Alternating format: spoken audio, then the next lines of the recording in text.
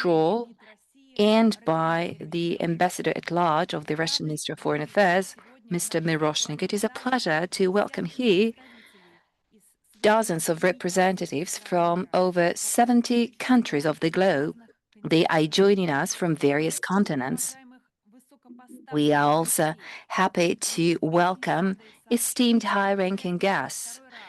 We are happy to announce that it is for the second time that we have the pleasure to welcome here the Minister of Foreign Affairs of Nicaragua, Mr. Valdrag Jensky, Prosecutor General Dr. Wendy Morales, Head of the Doctrine and Patriotic Education Department of Nicaragua, Brigade Commander Mr. Rocha, and Deputy Minister of Cambodia, Mr. Amida, as well as Secretary General of the party.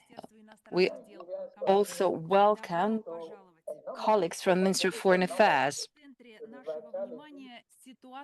We focus today on the security of the civilians in Belgorod amid attacks conducted by the Ukrainian armed forces.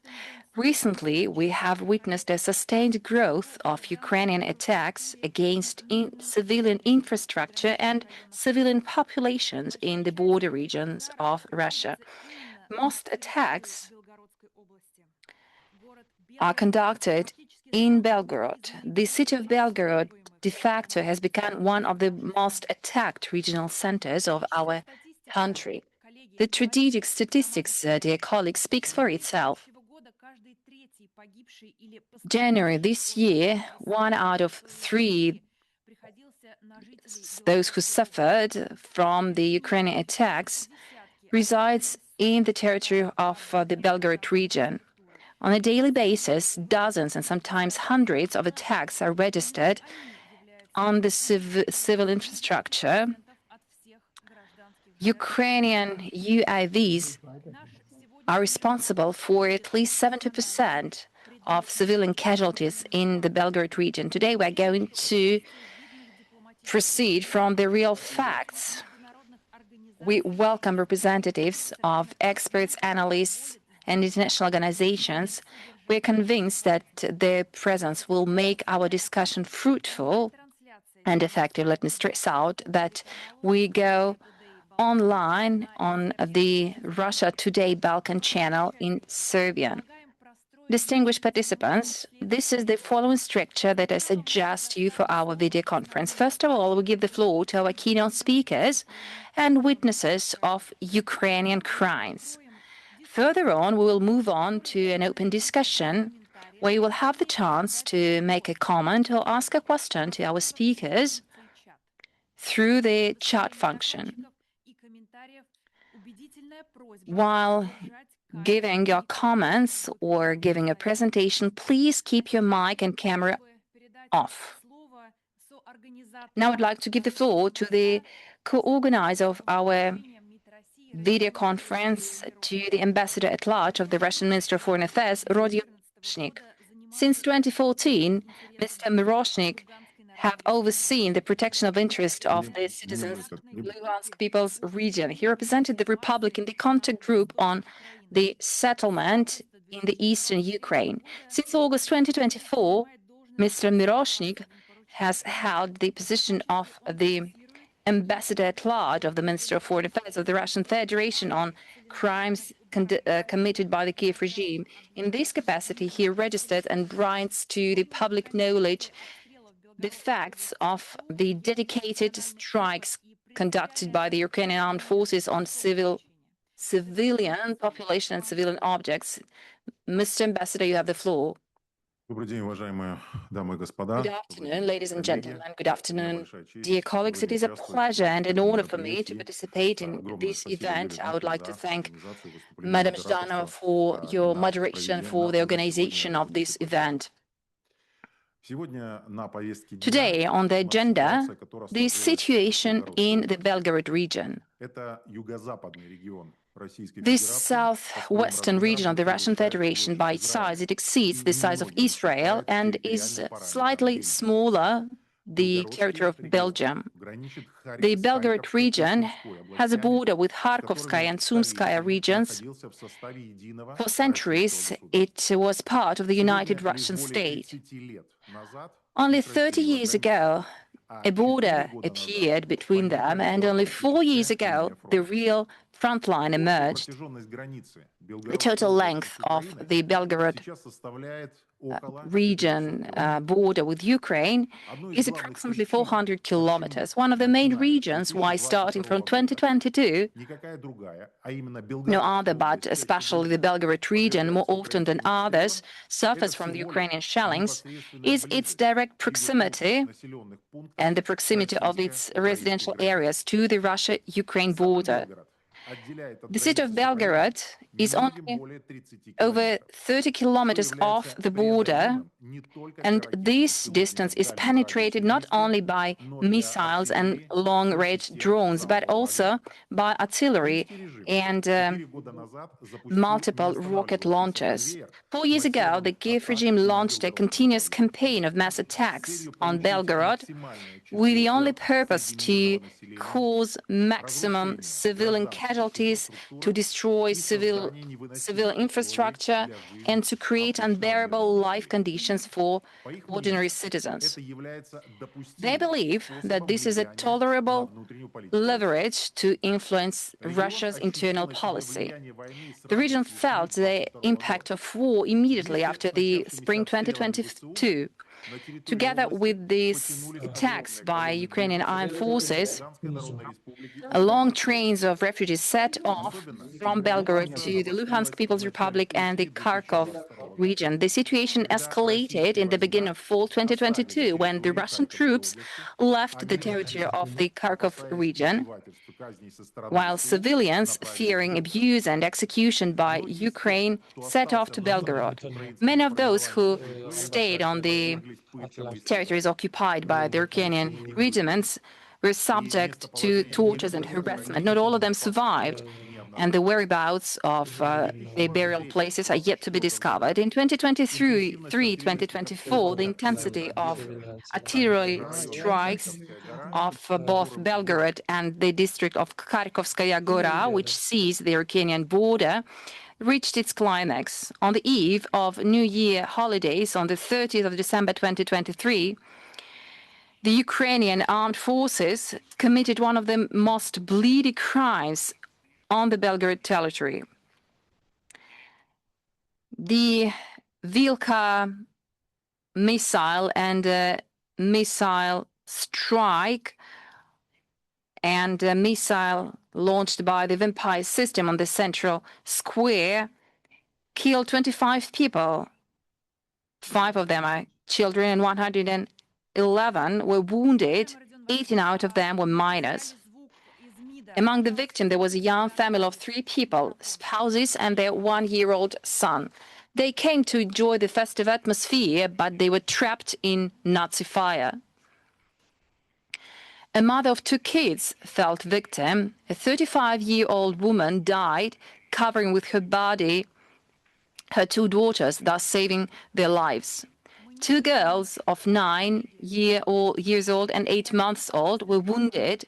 The youngest kid had to have his limb cut off.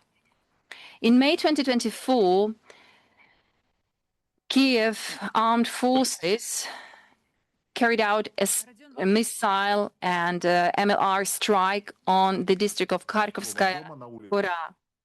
The explosion in the entranceway of a multiple apartment building on the Street of Shores collapsed the House of Cards, bearing in its rubble 17 civilians. Only when Russian troops created the so-called buffer areas, it was possible to reduce the number of artillery strikes. At the time when Ukrainian fighters were thrown back from the 40-kilometer area, which allowed for guns and MLRs to carry out strikes against the capital. But very soon, guns and MLRs were replaced by long-range drones and missile launches. On top of that, the Ukrainian fighters focused in their malign activity in the border territories. Up to date, the locations of Shebinsky, Krasnoyarsk, Graivoronsk, and Borisovsk municipality on a daily and hourly basis suffer from Ukrainian strikes. Repeatedly, Ukraine undertook attempts to carry out terrorist raids in the Belgorod regions. Trained by Ukrainian special services and equipped with NATO machinery, terrorist groups under the flag of so-called Russian collaborators conducted raids on civilian locations, killing and intimidating civilians. The village of Kozinka in the region, in the district of Graivoronsk, suffered from such raid. Dozens of Ukrainian thugs, backed by Ukrainian artillery, on light armored NATO vehicle, burst into a peaceful village. Recently, I visited that area, and I can give you an illustration of what happened after Ukrainian terrorists had come there.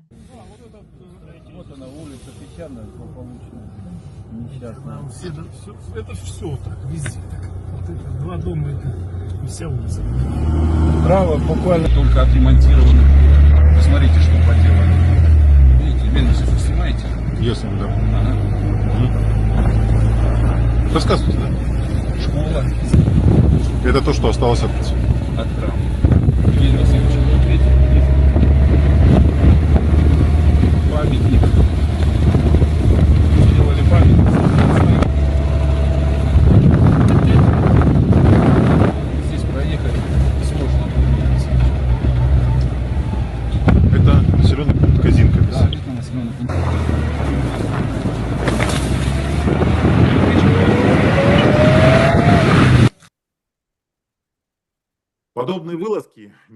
Similar raids have no military purpose. They are committed for the only purpose of killing and wounding civilians, intimidating them, and destroying civilian sites and civilian infrastructure. Within 4 years of hostilities in the territory of the region, over 3,850 civilians were affected. 467 out of them died.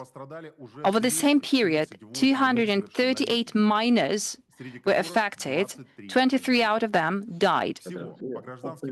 All in all, Ukrainian fighters launched over 116,000 various ammunition on civilian objects of the region of Belgorod. This ammunition is mostly produced by NATO states. Over the last 18 months, among ammunition used to carry out strikes on civilians and civilian sites, on the top there are combat UAVs. Over the last 4 years, over 54,000 drones were used. But over the last years, the Ukrainians target civilians. Thus, they chase ordinary civilians. During such attacks, we are not talking about collateral, associated, or unintended hits. Ukrainian drone puppeteers target civilians. They chase civil vehicles, wait along the roads and mass gatherings to deal a blow against defenseless citizens. A couple of days ago, in a Belgorod hospital, I met locals who suffered from Ukrainian drone attacks. I believe that it is better to hear it from the horse's mouth.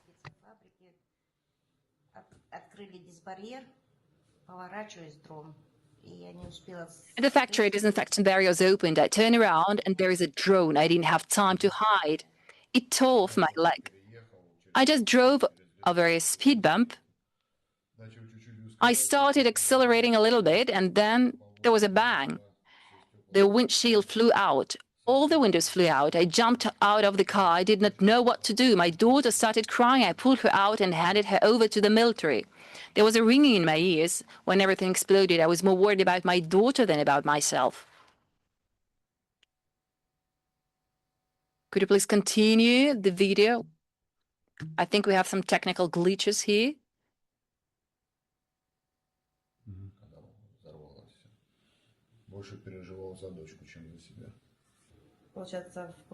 A drone flew into the left side of the car. The drone was waiting. It didn't follow us. It was just sitting there waiting. And when the car stopped, it flew into the car. My wife and I were almost hit by a drone on the steps of a store. There was a parking lot nearby, and the drone hit the hood of one of the cars. It was 3 meters away from us. It was night. A powerful explosion. I grabbed the child, ran, and was thrown back to the blast wave and this is the aftermath. The drone was already near us. My husband said, "Well, this is it. We're doomed." He grabbed me and we fell. And the drone hit us right on top. I don't know how. There was an explosion. It deafened us. I started to get up. My husband shouted, "Hurry up, we need to get up and run because another one might come." We've already forgotten what it means to just go outside. We've forgotten what it means to walk home from work calmly. Our whole life is a series of dashes. Back then, they used shells to hit. At least there was a whistle, and it didn't happen that often. On the contrary, you would never notice a drone. They probably have some ruthless people there, and they don't care who, where, and at what time. The main thing for them is to kill as many Russians as possible, whether it's a kid, a living creature as young as I am. They don't care who the target is.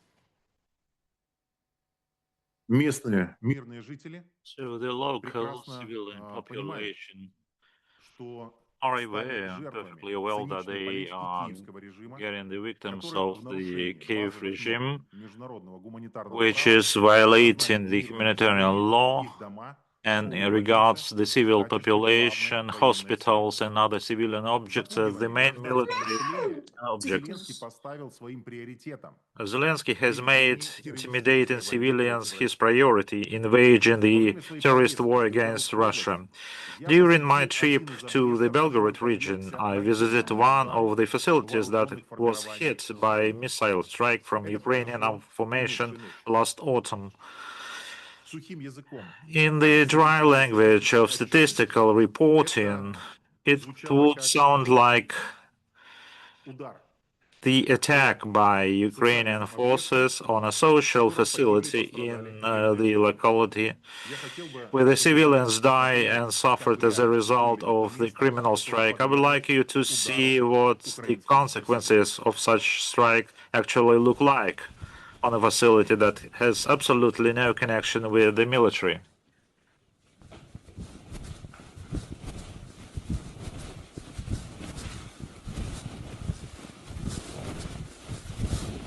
Сработала система оповещения The «Сирена». warning system, the siren, was activated. Literally 10 seconds later, explosions thundered. As we approached, we saw the enormous scale of destruction of the physical education and health facility. We ran inside. There were people working out on exercise equipment, and there were 4 employees of this complex. The shell detonated on the roof, and it landed right here. This is the main crater, and from this crater, fragments were flying off. There was a gym on the second floor.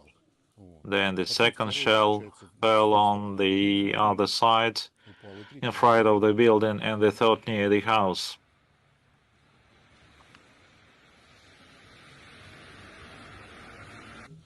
Забежали сразу вовнутрь. We ran straight inside.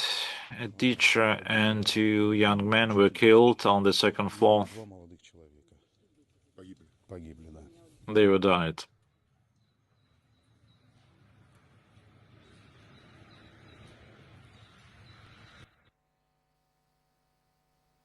Местные власти сейчас The предпринимают local authorities are now making every effort to ensure that the town of Maslova Prist is not left without a center for physical culture and health improvement. But in the current situation, no one can guarantee that Ukraine will not launch a new strike on newly rebuilt entirely civilian social facility.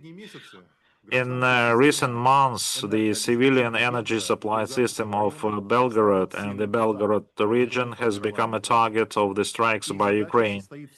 Their goal is the attempt by destroying the energy infrastructure to cut off the city of 300,000 from electricity, water, and heating.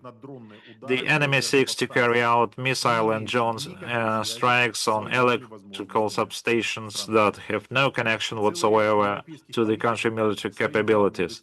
A number of European politicians consider their main achievement to be the provision of huge amounts of military aid to Zelensky's Kiev regime, allegedly for waging a defensive war. However, the missiles, shells, mines, and drones they have provided, paid for the European taxpayers, are used to kill civilians and destroy their homes and vital civil infrastructure. In the Belgorod region alone, over 520 social facilities have been damaged or destroyed by Ukrainian militants. This includes 174 educational institutions and 74 healthcare facilities. More than 20,000 individual and multi-story residential buildings have been significantly damaged or razed to the ground. But one of the gravest unlawful acts that the Western sponsors of the Kiev regime are currently focusing on is the attempt to justify their war crimes. They not only try to be blind and deaf to the suffering of civilians, but also seek to whitewash Zelensky and his clique. About a year ago, the EU High Representative for Foreign Affairs and Security Policy, Kaja Kallas, stated that civilian population of Russia is not dying, Russian women and children are not dying. Statements of this kind are tantamount to condoning and justifying Kiev's inhuman regime. Especially for Mrs. Callas, I report that according to data as of this week, since February 2022, at least 27,000 civilians in Russia have suffered at the hands of Ukrainian militants, and of those, more than 3,850 in the Belgorod region alone. Thank you for your attention. Thank you for your intervention, Valery Vladimirovich. This is not just a report, this is a voice of truth about what is happening on the Belgorod land. Today you spoke about tragedies that touch the heart of every family in the border area, Russian border area. Thank you for conveying this truth to the world with such firmness and dignity. Today we have the opportunity to hear directly the assessment of the situation from those who worked on the scene daily, record the scale of damage, and coordinate efforts to protect the region's population. Allow me to give the floor to the Deputy Governor of the Belgorod region, Olga Ilyinishna Medvedeva. Please, Olga Ilyinishna, you have the floor, and the floor is yours. Thank you very much, ladies and gentlemen. Over the past 4 years, the Belgorod region has faced serious challenges, being subjected to various terrorist threats from the existing Ukrainian regime. The intensity and density of shelling by the enemy of border settlements in the region, including the city of Belgorod itself, A constant threat to the life and health of people persists in 124 settlements. Due to the deterioration situation, more than 14,000 residents from 68 settlements of the Belgorod region have been evacuated to date. Over 53,000 apartments and houses have been damaged, where our civilian population lived. More than 20,000 civilian vehicles have been damaged and destroyed. 4 years have shown us that the Ukrainian forces deliberately strikes peaceful civilians, demonstrating brutality and complete disregard for the norms of international law. To cause more human casualties, they attacked civilian buses in the rush hours. Thus, on September 15, 2025, in the village of Zazuli, Borisovsky district, a drone attacked a civilian bus. The driver and 7 women were injured. One of the women was admitted to the intensive care unit in serious condition with the open cranial injury and skull fracture. Attacks also continue on ambulances team.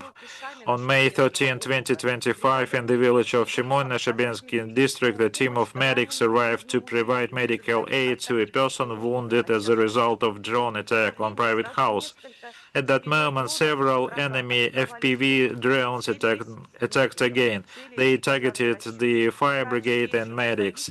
A doctor, a paramedic, and the driver sustained burn trauma. In total, 15 ambulances workers have been wounded by strikes from the AFU. On April 24, the armed forces of Ukraine barbarically attacked the beloved New Jerusalem temple complex. And strike was deliberately carried out on one of the holiest places in Belgorod region. A fire started. Emercom employees who arrived at the scene could not get close to the temple to extinguish the fire. As drones continued to strike it, the firefighters themselves and the complex, it was burned down. Since the beginning of this year, compared to the same period last year, the number of shellings has increased 3 times, and the number of drone attacks has doubled. As a result, the number of dead and wounded also tripled. Every day, the enemy attacks the civilian population. The other day, on March 16, in the Shebekensky district, in the village of Malomikhalovska, a man riding a bicycle was wounded by a drone strike. The drone deliberately targeted him and hit him. Thanks God, the man survived. He has shrapnel wounds and legs. Since January 26, the number of drone attacks on civilian vehicles has doubled. They literally hunt, wait, and stalk vehicles. So on January 4th, during the New Year holidays in Oktябрьский region, the FPV drone attacked a car carrying a family, a simple family. The head of the family died on spot from injuries. His wife and a 4-year-old child sustained multiple shrapnel wounds. They were taken to medical facilities in serious conditions. They are now discharged, but that they suffered. On the evening of March 2, Granovsky district in the village, a man went out into the courtyard of his house and immediately the drone struck him deliberately and barbarically. The man was literally torn to pieces, and his wife said that he is lying in the street without a head. And on March 12, also in the same district, a 16-year-old girl was walking home. A drone strike caused severe shrapnel wounds in both legs. Now she is in hospital with all necessary assistance. Since last autumn, the Kiev regime has been conducting deliberate massive shellings of energy infrastructure facilities using HIMARS, MLRS, and Neptune cruise missiles. And since the beginning of the year, the shelling has become more frequent.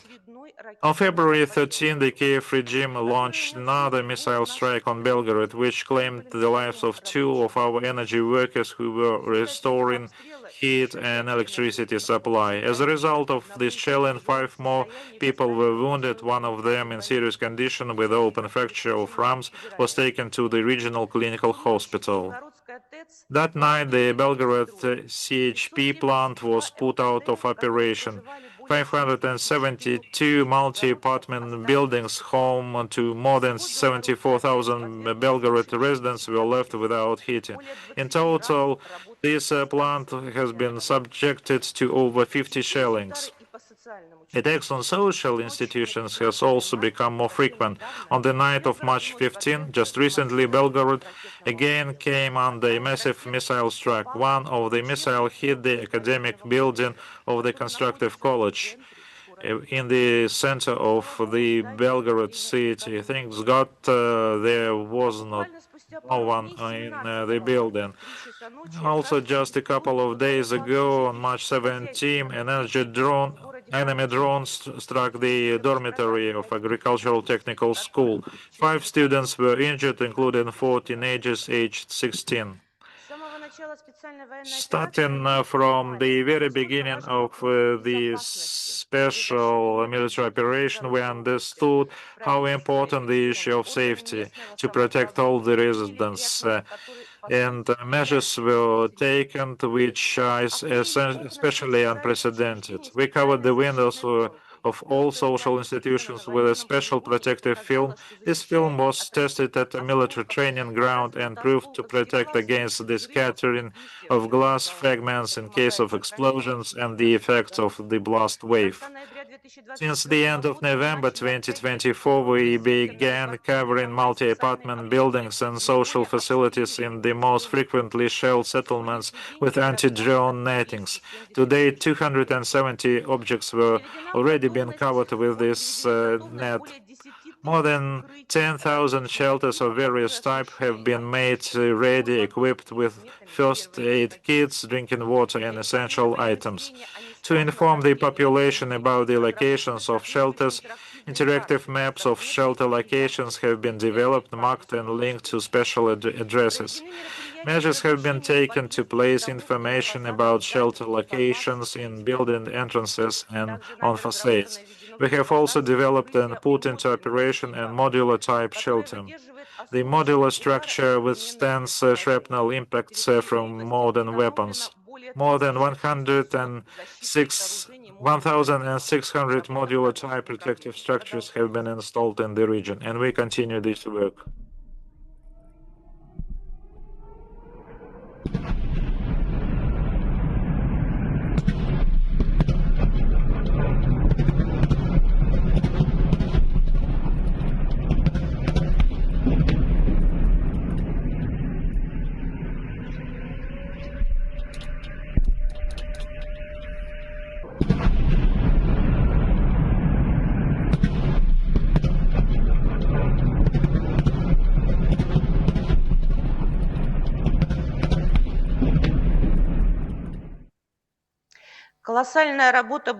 Enormous work has also been done to install warning system. Currently, more than 1,500 devices have been installed, increasing the territorial coverage up to 95%. The situation remains very difficult, and we understand that we can save lives of the people if they know how to provide first aid. More than 190,000 residents have already taken these courses and have personally experienced the value of this knowledge, saving the lives of their friends and acquaintances. During this special military operation, we have formed 3 special units. We also continue to form the Bars Belgorod and Orlal battalions. Volunteers in Bars undergo comprehensive training, which includes combat shooting, tactical medical training, and countering drones. And they help evacuate the wounded, also shelling and drone attacks. And what is more important, they put down the drones. They have all the necessary equipment for these purposes. For the effective work on countering UAVs in border municipalities, mobile patrols consisting of self-defenses.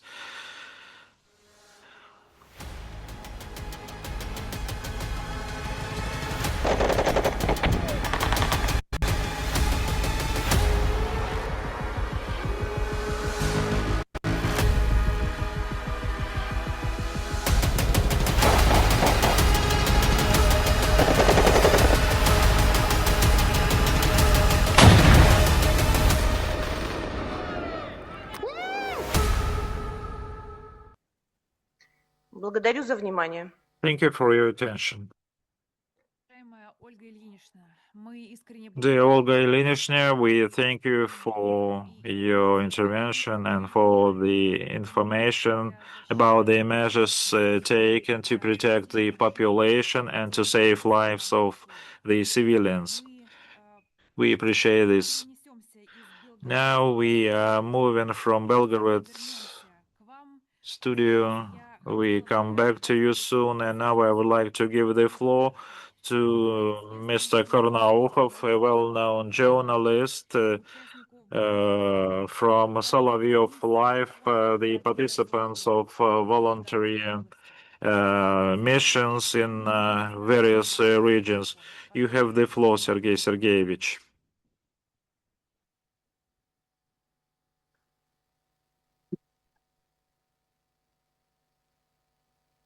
Sergei Sergeyevich, are you with us?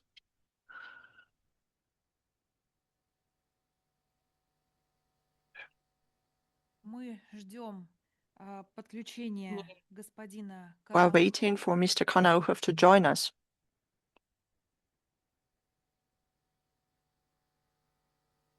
Сейчас, как слышно? Minute. Can you hear me? Yes, we can hear and see you. Good afternoon. Good afternoon. Thank you for this important opportunity for me to speak. Ladies and gentlemen, I would like to start from saying thank you to Madam Medvedeva, Deputy Governor of the region. I'm not sure if our foreign colleagues managed to hear the voice of Madam Medvedeva, and if the voice could communicate her feelings. But please take note how her voice was trembling when she was shown those terrible photos. It is important to note because now when we share this with you, when we tell you not formal reports and figures, we feel for this. It is impossible to convey what the city of Belgorod feels, especially the border areas, because they do not understand why they are killed. There are no military facilities in Belgorod. When I go to the city, I show regularly what is going on there. I have a very short video. And I just recorded an ordinary night, and I hear the explosions, and I understand that after each strike, somebody is killed. These people were sleeping, children were hugging their mothers. Please show this video. The atmosphere is terrible.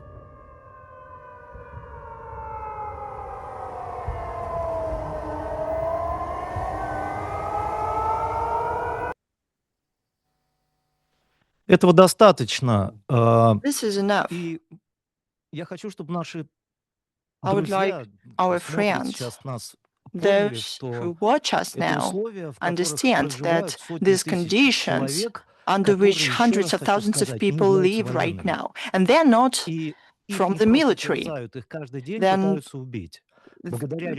they are being killed every day. сделано все возможное. Вы I видели would like эти to say колоссальное thank you количество to the укрытий, где region. можно They буквально set up забежать там a считанные huge number мгновения, of укрыться, там есть shelters, аптечка, and you can но reach them часто in до seconds. укрытий There are all добежать the necessary нельзя. У medicine меня есть there. кадры, которые я вам But не могу показать. sometimes У меня нет на этом people cannot make it морального there. права. And Это there are кадры, когда videos мы that I оказывали cannot помощь show you. людям, Those по are the которым videos прилетела when we provided ракета help to people that were английского hit by a производства, missile, и by которая British produced. убила этих людей. И It когда killed ты those оказываешься на people. площади, где And лежат when you остатки are людей, at the которые только square что дышали и with которые the только что шли bodies куда-то, of people who ты понимаешь, что had just происходит абсолютно been going чудовищное somewhere, doing преступление. something, you То есть то, realize что that делает this сегодня is a terrible Украина, crime. у меня What лично Ukraine is не doing поддается today, никакой it логике. is Я от себя скажу, я terrible. ветеран боевых It действий, cannot be я был на войне, justified я by знаю, any что kind это of такое. logics. I went to the war. И I know когда мы what с вами that обсуждаем is. боевые действия, тогда And мы when we're talking применяем about те или hostilities, иные when критерии we оценок use и в целом каких-то criteria to моральных evaluate принципов, которые and основаны на moral международных principles конвенциях. Но я не очень понимаю, of the вот international как и что, conventions, we какие do not лекала мы really должны применить к тому, understand что делает what Украина в should be отношении вот этих applies людей. to У меня есть запись, я Ukraine, приехал в to the приграничье, actions of и мы Ukraine. сейчас покажем вам короткий отрывок. And I would Эта like to show женщина, you она a short директор клуба, video она занимается досугом детей в with a этом woman. небольшом She приграничном is the населенном director пункте. of a Она cultural шла club. с дочкой. She За was ней going, увязался she was walking беспилотник, with который her daughter, полчаса and a пытался drone was убить following их с her. дочерью. It Если attempted to можно, kill покажите both her это and her видео, если daughter. мы сейчас можем Please найти сразу. show this video for us. The drones here, yes, constantly. They are here, they are downed. Sometimes we have to run away from them. Recently, we went for a walk. We wanted to go for a walk with my friend, and one drone flew very lowly, and it was following us. There were fishermen on the beach, and it turned towards them, and we hid before a big desk, and we had been running from them for 30 minutes. We got cold, and I called my husband, so he came and got us because we were afraid to go back home yesterday. But this is Здесь quite возникает enough. очень важный And here, вопрос, он должен ставиться an important на question всех emerges. международных площадках. А вообще, что делает та сторона? Зачем они What делают the это? other side is У doing, этого why they are есть doing that. конкретное правовое определение. Because Это this has a настоящий legal геноцид. definition. It is Геноцид a по национальному full-fledged genocide on the признаку. national in terms of Потому что когда nationality. ты едешь по приграничью и When видишь you разрушенные are дома, очень moving важно остановиться. along the border, it is Остановить, important посмотреть, to попробовать stop разобраться, а что произошло. and Вот там есть to еще try одно and видео. understand what Это happened. There is one дом, в more котором video. жила семья, This is a house в where a котором family было lived двое детишек, with two которые children. совершенно ни в чем не виноваты. То есть они никак не They are связаны с absolutely войной. innocent. They Вся had их nothing вина to в do том, with что они war. русские And they are люди, и в том, blamed, что они живут на yeah, they нашей are территории. Russians, and they live on our Посмотрите, что territory. осталось от этого Look дома. what is left from that house. The Belgorod region, the border region, it's about 13-15 kilometers away from the front line. There's a house behind me. It was hit by a missile. I show it to you just so you can understand how their building is damaged after a missile strike. What is the reason to target a house of an ordinary family? That's what happens after a strike. There's no roof. The house is collapsed. It's impossible to survive, but people somehow do survive. This is quite enough because I don't have enough time. But I think that this is quite enough for you to understand what is going on. But there is one more important thing. There are a lot of schools. People did not leave their houses. Children go to schools, and people have, especially school children, have to live under conditions when year after year, they, any minute, understand and understand even the first graders that they can be killed. They can be killed only because they are Russian children. And sometimes every hour they have to go down to a special shelter that, thanks to the region, are available in schools. And there is there is possibility for the children to hide. And it's wonderful that the region managed to do. It is something no country in the world could have done something like that. So this is one more important question for the human rights organizations that should share this information and defend the children. And today, children for years live awaiting death. Why the world is keeping silence? Why no one cares? For me personally, for the person who's not involved in politics, it is the main question why everyone is keeping silence, why no one cares about the reasons why these people are killed. And this is a vivid example, video that I showed you, example of a hunt that is being waged against ordinary people, civilians. A woman is walking with a child, and that means that she should be killed. And I just wanted to show this. This cannot be described with words. And to sum it up, I would like to ask people to go. Come, you'll be protected, you'll be safe, but you have to see with your own eyes what is going on. Without that, it is impossible to realize the scale of this genocide. That is it. Thank you. Thank you for your report. I can back up your every word. We wish you every success. Now, dear colleagues, we go back to the Belgorod studio. We're joined by the people from the Belgorod region, those who every day faced shellings and terror attacks from the Kiev regime. Their testimonies are not just formal reports. This is the truth, first-hand truth that cannot be forged or questioned. In order for these voices to be heard, we are here today. I would like to give the floor to Alexander Bukovtsev from the village of Zamostye, Graivoron Municipal District, the Belgorod region. On February 19th, Mr. Bukovtsev, following an attack of a Ukrainian drone against his car, sustained multiple wounds. Mr. Bukovtsev, good afternoon. The floor is yours. Good afternoon. I live in the Graivoron. Я приехал к дому, вышел с машины, и сидел дрон под деревом. То есть это был ждун. В простонародье у нас их называют. На оптоволокне. Ни радары, ничего его не берет. Когда я вышел с машины, он взлетел, соответственно, он смотрит на меня. Это был ясный день, не пасмурно, видно прекрасно гражданская машина. Я был не военный, я гражданский абсолютно человек. И он прекрасно, этот оператор, меня видел. Когда я хотел, не знаю, на подсознании как-то укрыться, там, бежать, он целенаправленно двигался за мной. Я влево, он влево, я вправо, он туда же. И, он играет, потому что деваться мне некуда было. И, соответственно, не знаю, как так получилось, когда он начал винты набирать обороты, я просто уклонился, и он, соответственно, пролетел мне над головой. Ударил машину, осколками мне перебило ноги, открытый перелом ног, руки, сильно посекло. Машина, соответственно, тоже непригодна к жизни. Так что это обычная гражданская машина. Таких ситуаций очень у нас много, и каждый день по несколько штук, сотнями, не сотнями, десятками они летят, эти дроны. Также был случай, я сейчас подтвержу слова, за Ивановскую лисицу, девочку, она обычная девочка, гражданская, ударил ее. Он развернулся и целенаправленно ударил ее. У нас случай был в Грайворонском районе, село Новостроевка. Мужчина шел абсолютно по дороге, он такой, он не слышал этот дрон.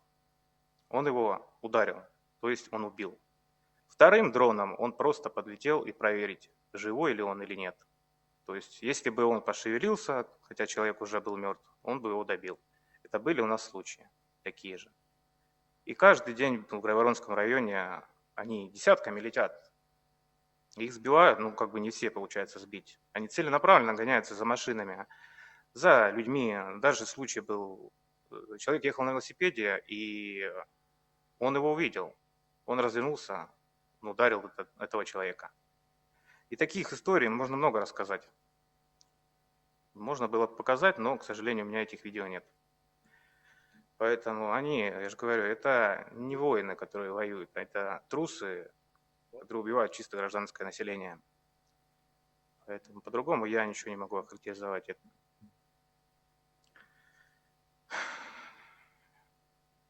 Это тяжело, во-первых. Дети не могут выйти даже на улицу, они сидят дома. Днем дроны, ночью и прилетает такая у нас название Баба-Яга. Она делает сбросы на дома, на машины, то есть добивает все, что делать непригодным. Не только машины, но и дома. Люди остаются без домов, без машин. Также магазины бьются, больницы бьются. Все, что связано с таким именно гражданским, они просто убивают. Делают жизнь непригодной в этом нашем районе. Также они разбивают сотовые вышки, чтобы не было связи. Связи нет. Общаемся в основном с помощью раций, потому что другого выхода нет. И мы все, что видим, то и передаем по рации, чтобы спасти других людей. Так что так. Все.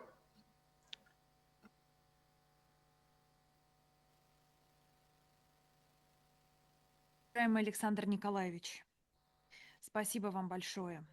Теперь позвольте передать слово Зое Ивановне Киселевой, жительнице села Березовка Белгородской области. Зоя Ивановна, пожалуйста, расскажите нам о происходившем в вашем районе. Здравствуйте. Тяжело вспоминать и говорить. Мы уже год живем в ПВР.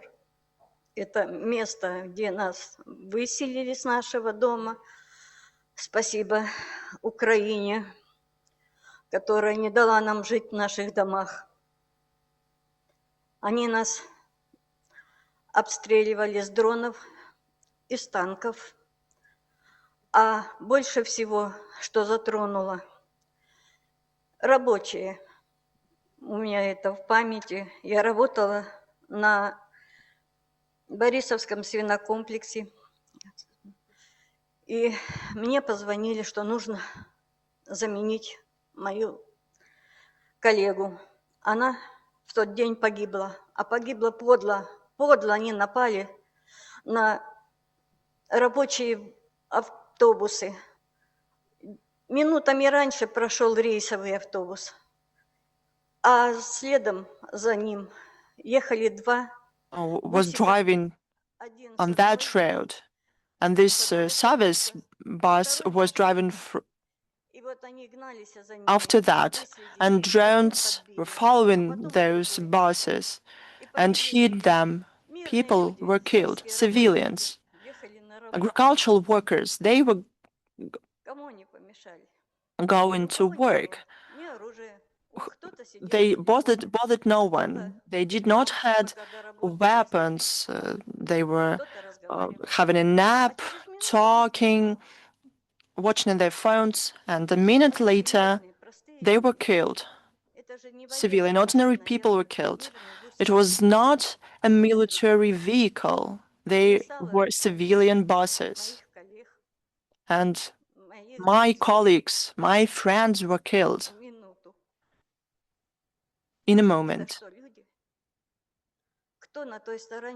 Who, on the other side, are they not people? Didn't they see that they were civilians? Many people were wounded, and at night, munitions was dropped on our houses, and no transport was going there, and we were proposed to move out. So they wanted not military but civilian people to be killed. I could understand if they were targeting military people. I don't understand this war when they're waging a war against civilians. That is it. I have nothing to add.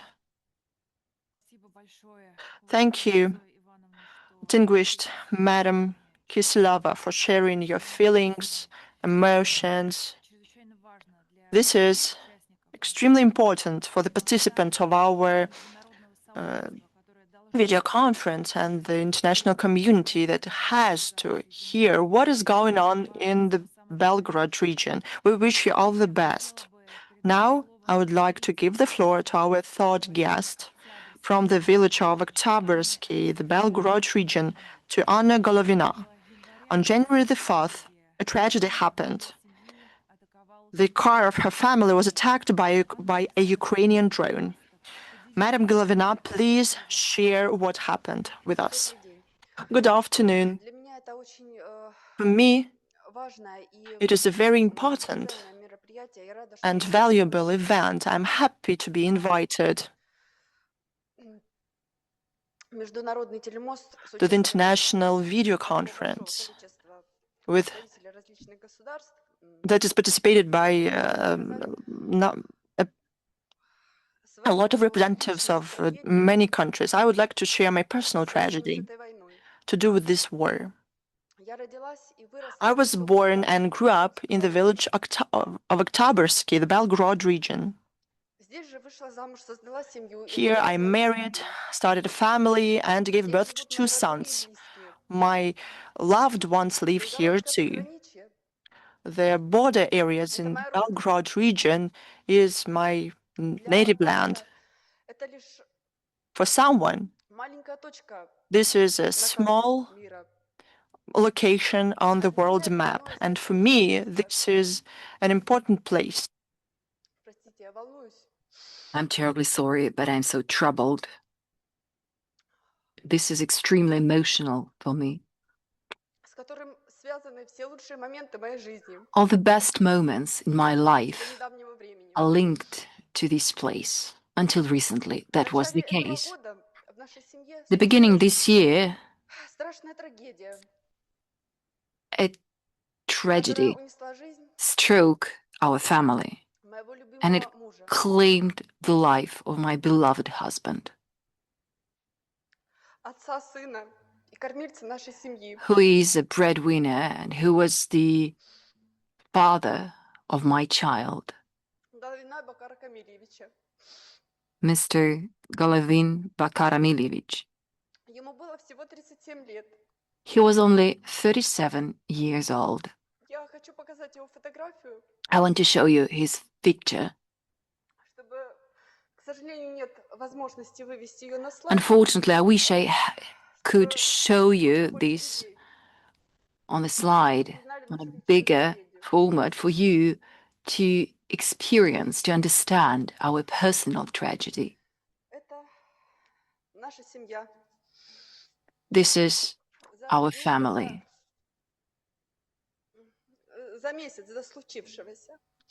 This picture was taken 1 month prior to the tragedy. As a lot of people were preparing to celebrate New Year, we had a photo session, and we tried to live within the current realities.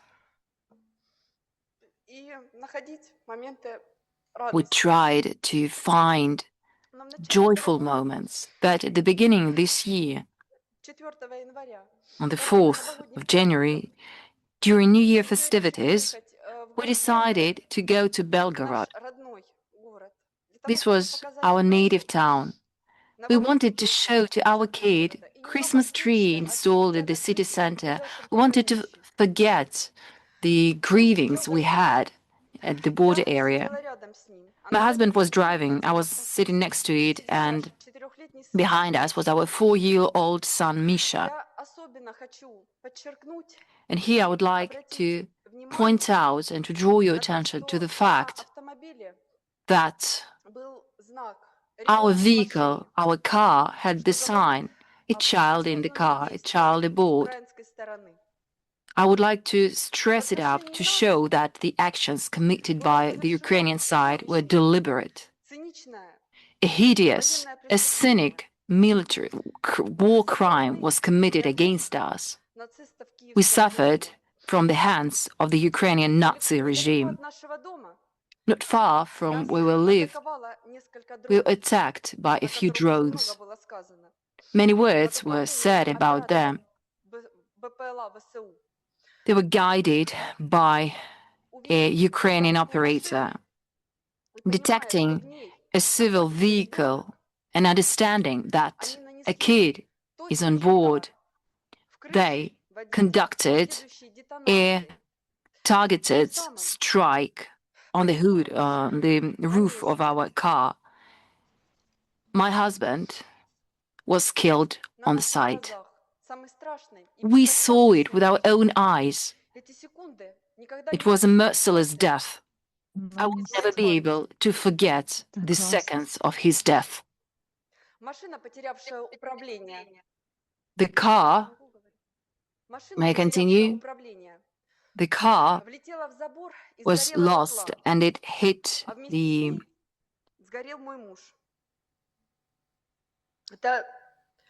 fence and it started burning, and my husband burned inside it. Those were horrible moments. It is by miracle that me and my kid survived.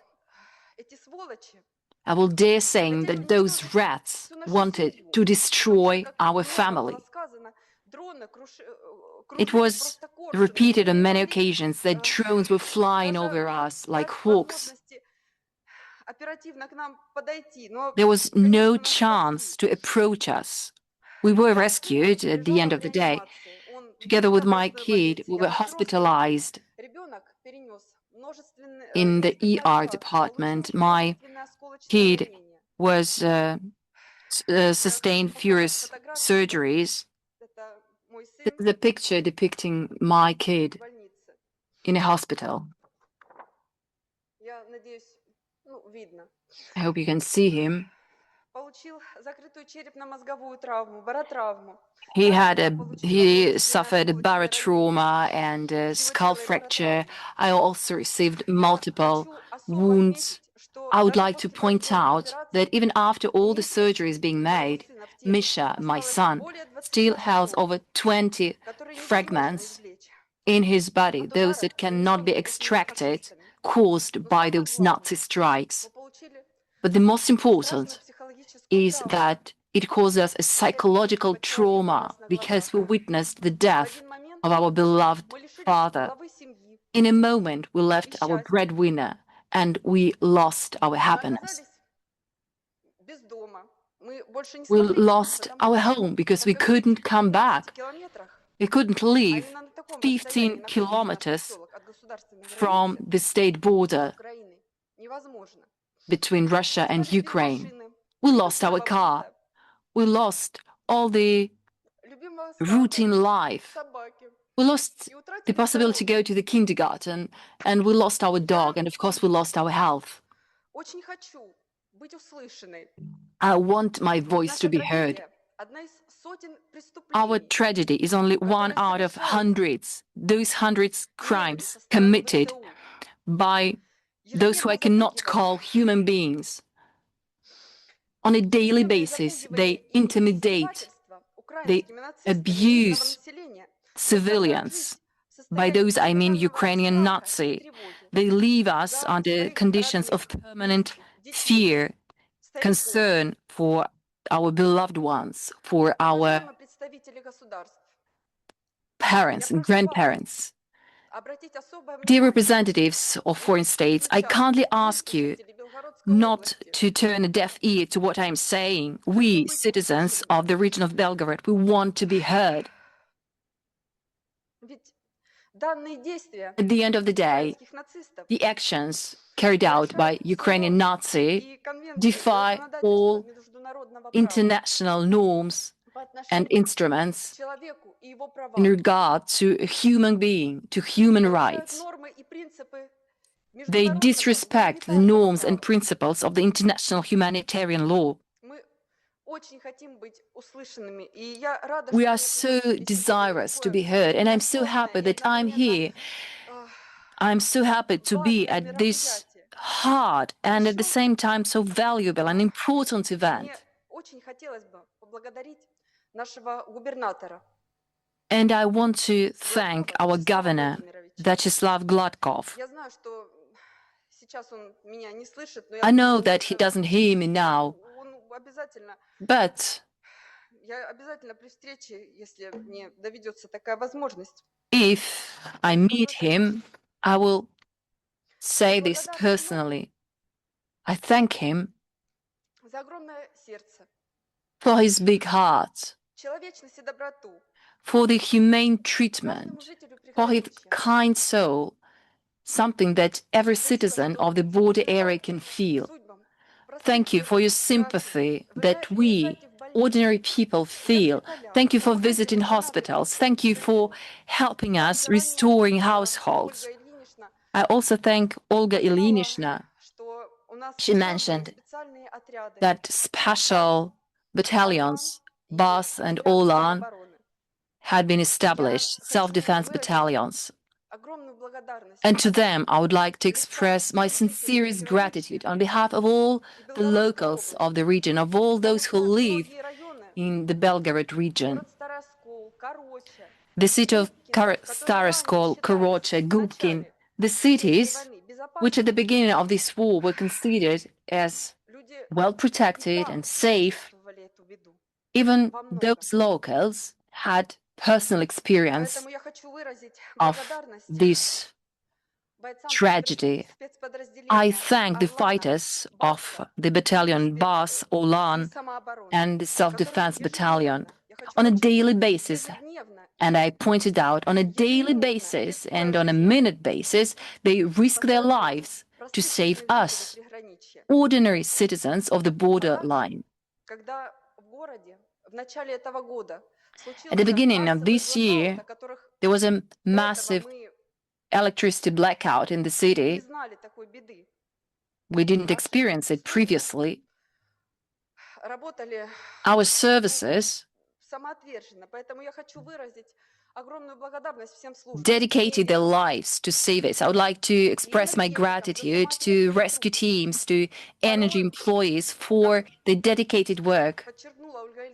As Olga Ilyinishna said, sometimes at the cost of their lives, some energy workers perished fulfilling an exploit, I would say. You are our defense. You are our support. And I am convinced that our voice will be heard. Thank you very much. This is the end of my speech. Dear Anna Alexandrovna, we thank you for participating in our event. This is of the highest value. Please accept our sincerest condolences owing to your loss. This is my conviction that all the participants of the video conference are on your side, and I ask the colleagues to scroll the chat backwards. There we could see some of the notes, and I quote, "I can hardly imagine the horrible things that happened in the Belgorod region." Please scroll it down again. Sincerest condolences and support have been conveyed to you. Please believe that our justice, our law enforcement agency will do their best to bring all the responsible to justice. And now we're going to hear an expert of the use of UAVs against civil targets, Mr. Chadayev. Since the beginning of the special military operation, Alexei Viktorovich conducts analysis of the tactics used by Ukrainians to conduct their drone attacks. He examines the nature of the strikes in the border regions and he shapes effective countermeasures. Thus, his assessment of the current situation in the Belgorod region is even more valuable. Alexei Viktorovich, you have the floor. Good afternoon. I'm happy to welcome all the participants of this video conference. Please bring my presentation on the screen. I will try to be short and share with you the type of drones which attack the Belgorod region and why. Next slide, please.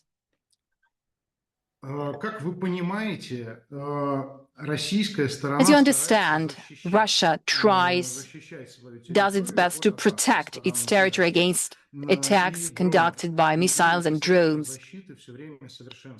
And we keep on revamping and modernizing those protection methods. So Ukraine, in response, decided to infringe, to impede those protection methods from achieving their goals. Thus, attacks should be conducted in a massive way. The drones which are used are cheap and easy to use, very user-friendly. They want to employ as many devices as possible to cover the longest possible distances. But there are simple technical restrictions. For instance, the range of those drones. You can see that some of drones operate up to 20 kilometers. There are others which operate up to 50 kilometers, and there are drones that penetrate 150 kilometers distance, and others which even exceed this distance. They hit Russian cities. In the rear part of our country. Please, next slide. I will start with the biggest and the long-range drones. So what is needed to produce a drone which can fly for many hours and carry approximately 50 kilos of explosives to hit energy power plants and other big sites?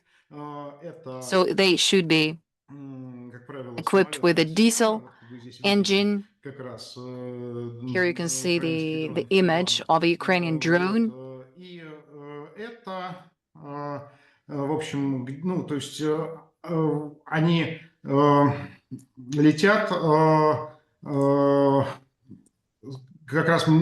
All in all, sometimes they cover distances of approximately 100 kilometers. It costs $10,000 to $15,000. So as you can see, it is rather a costly drone, but it also covers long distances. And not all of them can be hit by our defense systems. In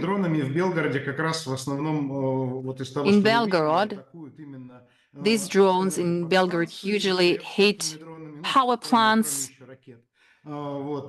together with missiles. But usually, these drones are used to attack buildings. Next slide, please. This is the biggest threat. We heard a woman talking about the cities of Gubkin, which also were affected by drone attacks. Why did it happen?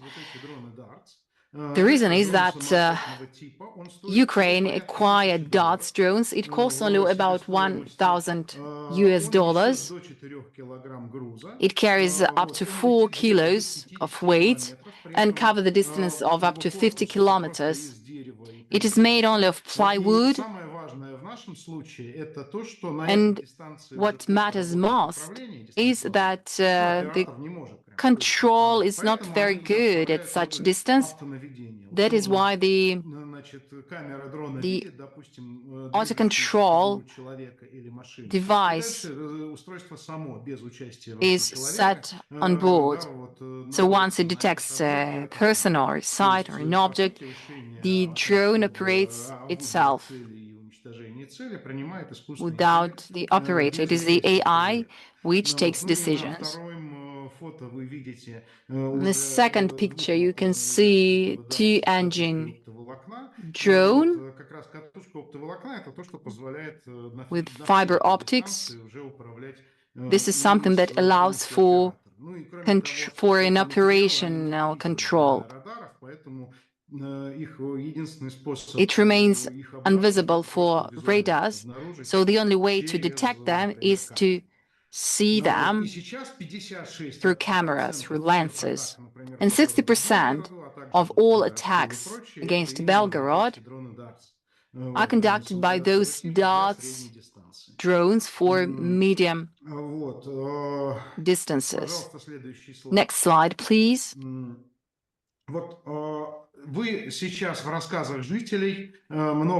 We heard from witnesses about copter attacks.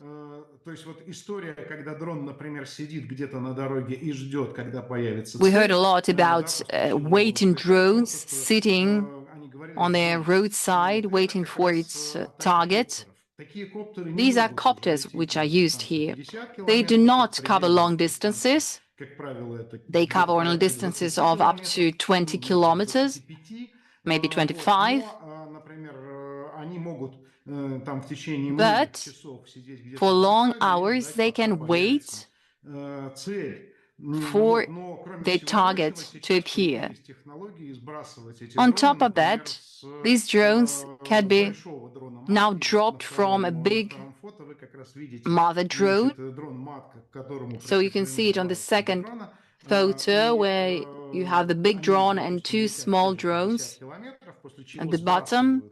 So the big drone flies over 15 kilometers distance, and then the two small ones are dropped down to the target. The rule, these drones are human operated, and when each time you heard the stories by the witnesses, so the person sitting somewhere and he deliberately attacks this car with a child and other people. So this is a deliberate attack by the operators of this drone. And this is the cheapest option. They can be of 400 up to 400 USD, and in series they could be even cheaper. So you can have a lot of these drones, and this is the most difficult things to cope with. Next slide, please. This is what I heard from the residents of this region. This is Baba Yaga, like we call it in Russian, but in fact these are several types of these drones. Ukrainians call them vampire, nemesis. No sound.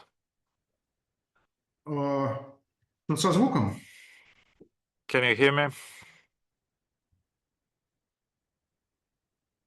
Да, мы вас слышим. Yes. We can hear you. So initially that was intended for agricultural cultivation, and the range is not so big, but the payload could be up to 50 kilograms of payload. They are not FPVs drones. They attacked from above, and they just dropped some munitions like mines or whatever, or mortar mines in this case. And so we call them as heavy bombers. And when you heard the witnesses say that at night or during night time these drones come and destroy the buildings, so this is up to them. So this is agricultural drones transferred into the sort of bombers. And probably the last slide. Do we have the last slide? Regarding the various types of munitions, why the husband of this woman immediately was burned with some other wounds, because barrel wounds, which is quite lethal in the closed spaces.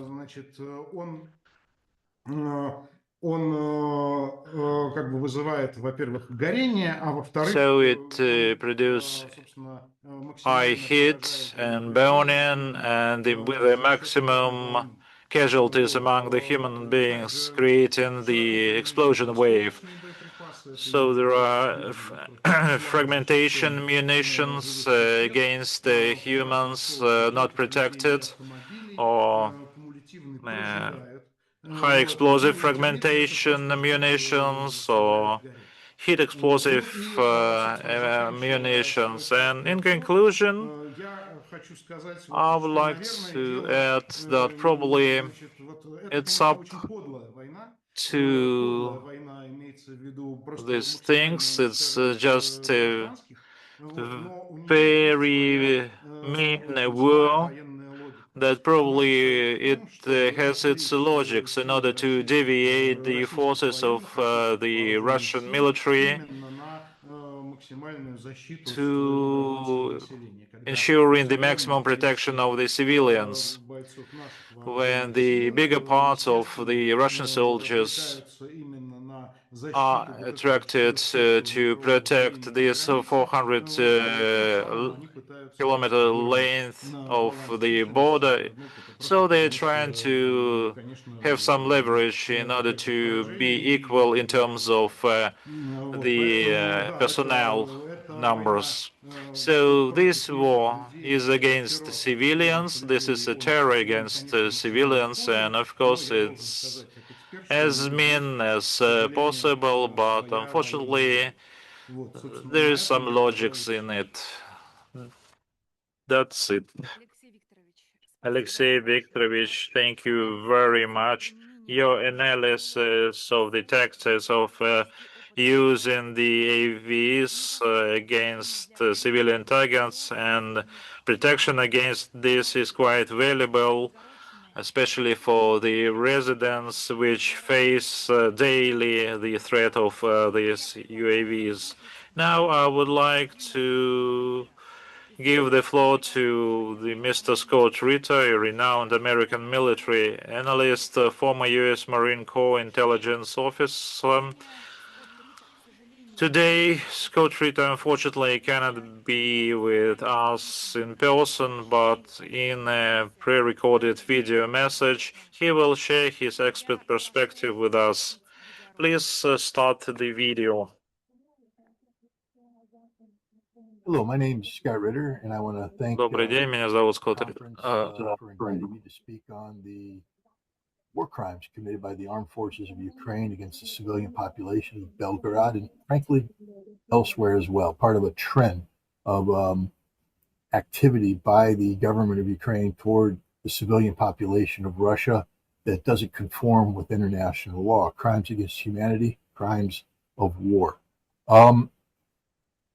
I am somebody who has been observing this conflict from the very start, and I think it's very important that we establish, some foundational concepts. First and foremost, we need to understand the role of either side. The Ukrainian government doesn't have the same moral clarity when it comes to this conflict as the Russian government does. It was, after all, a government born of a foreign intervention, the intervention on the part of the United States, the European Union, to remove a legitimate government from power in Kiev, in Ukraine, in January, February of 2014, led to the formation of very nationalist government in Ukraine that immediately waged war against the Russian-speaking population of Ukraine, declaring, that the Russian language was illegal, viewing anything dealing with the practice of, the Russian Orthodox faith, history as it really existed. All of this was deemed to be part of a mechanism of colonial control by Russia over the Ukrainian people. This was the argument that the Ukrainian nationalists put forward to justify them taking a very harsh stance. When I say harsh, we're talking about murder. We're talking about literally burning people to death in Odessa, and engaging in acts of military violence against the civilian population of the Donbass. The Ukrainian government declared the people of Donbass to be terrorists, and they initiated an anti-terrorist organization. So from the start, the mindset of the Ukrainian government towards Russian-speaking people who identify culturally, ethnically, religiously, linguistically as Russians, to view them as terrorists, to view them as less than human. The diminishment of the Russian people in the eyes of the Ukrainian government is the process of dehumanization.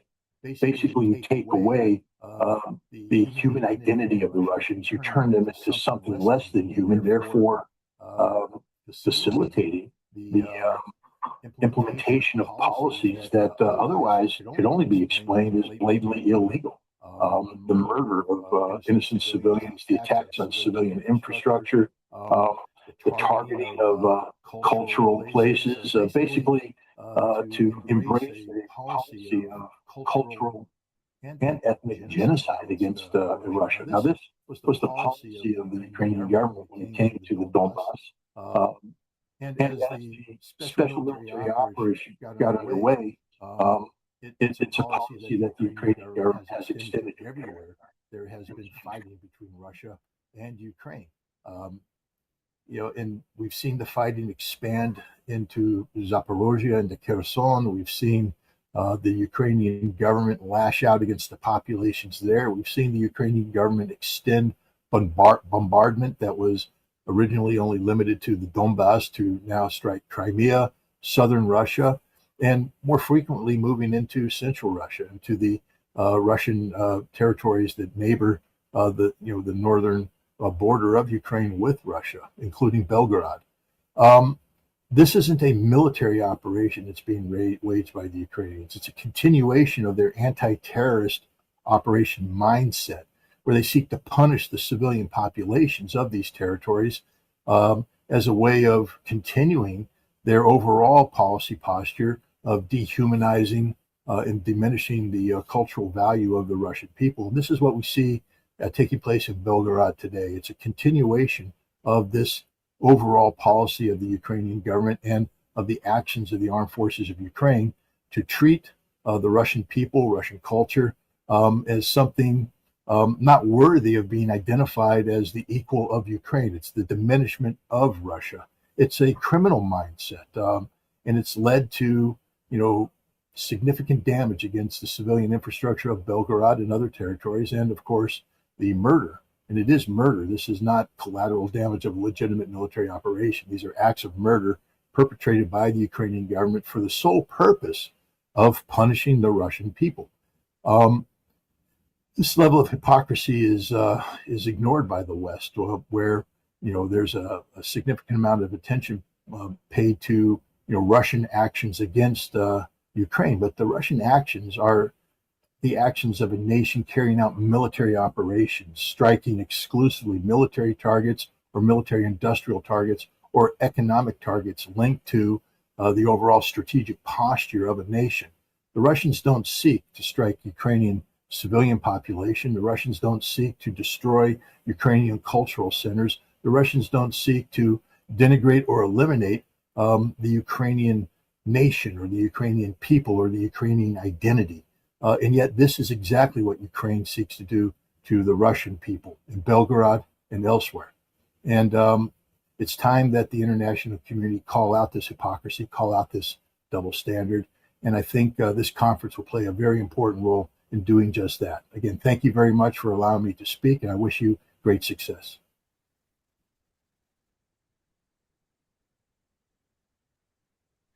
Мы глубоко признательны господину Скотту Риттеру за его интеллектуальный вклад в наше сегодняшнее обсуждение. А теперь, уважаемые To коллеги, this conference. я хотела бы предоставить Now I would like, краткие dear colleagues, комментарии would like to give the floor for short comments to our honored guests, and I would like to give the floor to the permanent representative to the OSCE, Dmitry Alexeyevich Polyansky. He worked for quite a long in the UN as a first deputy permanent representative and know firsthand how the issue of war crimes by Ukraine is covered by the international regional organization. Today he is connecting from Hoboken, headquarters of the OSCE. There's a meeting of the Permanent Council of the OSCE, and Dmitry Alexeyevich is connecting from diplomatic fields. Dmitry Alexeyevich, you have the floor. Thank you very much, Julia. How do you read me? We can hear you and see you perfectly well. I would like to thank all of you, those who I know, Scott, Alexander.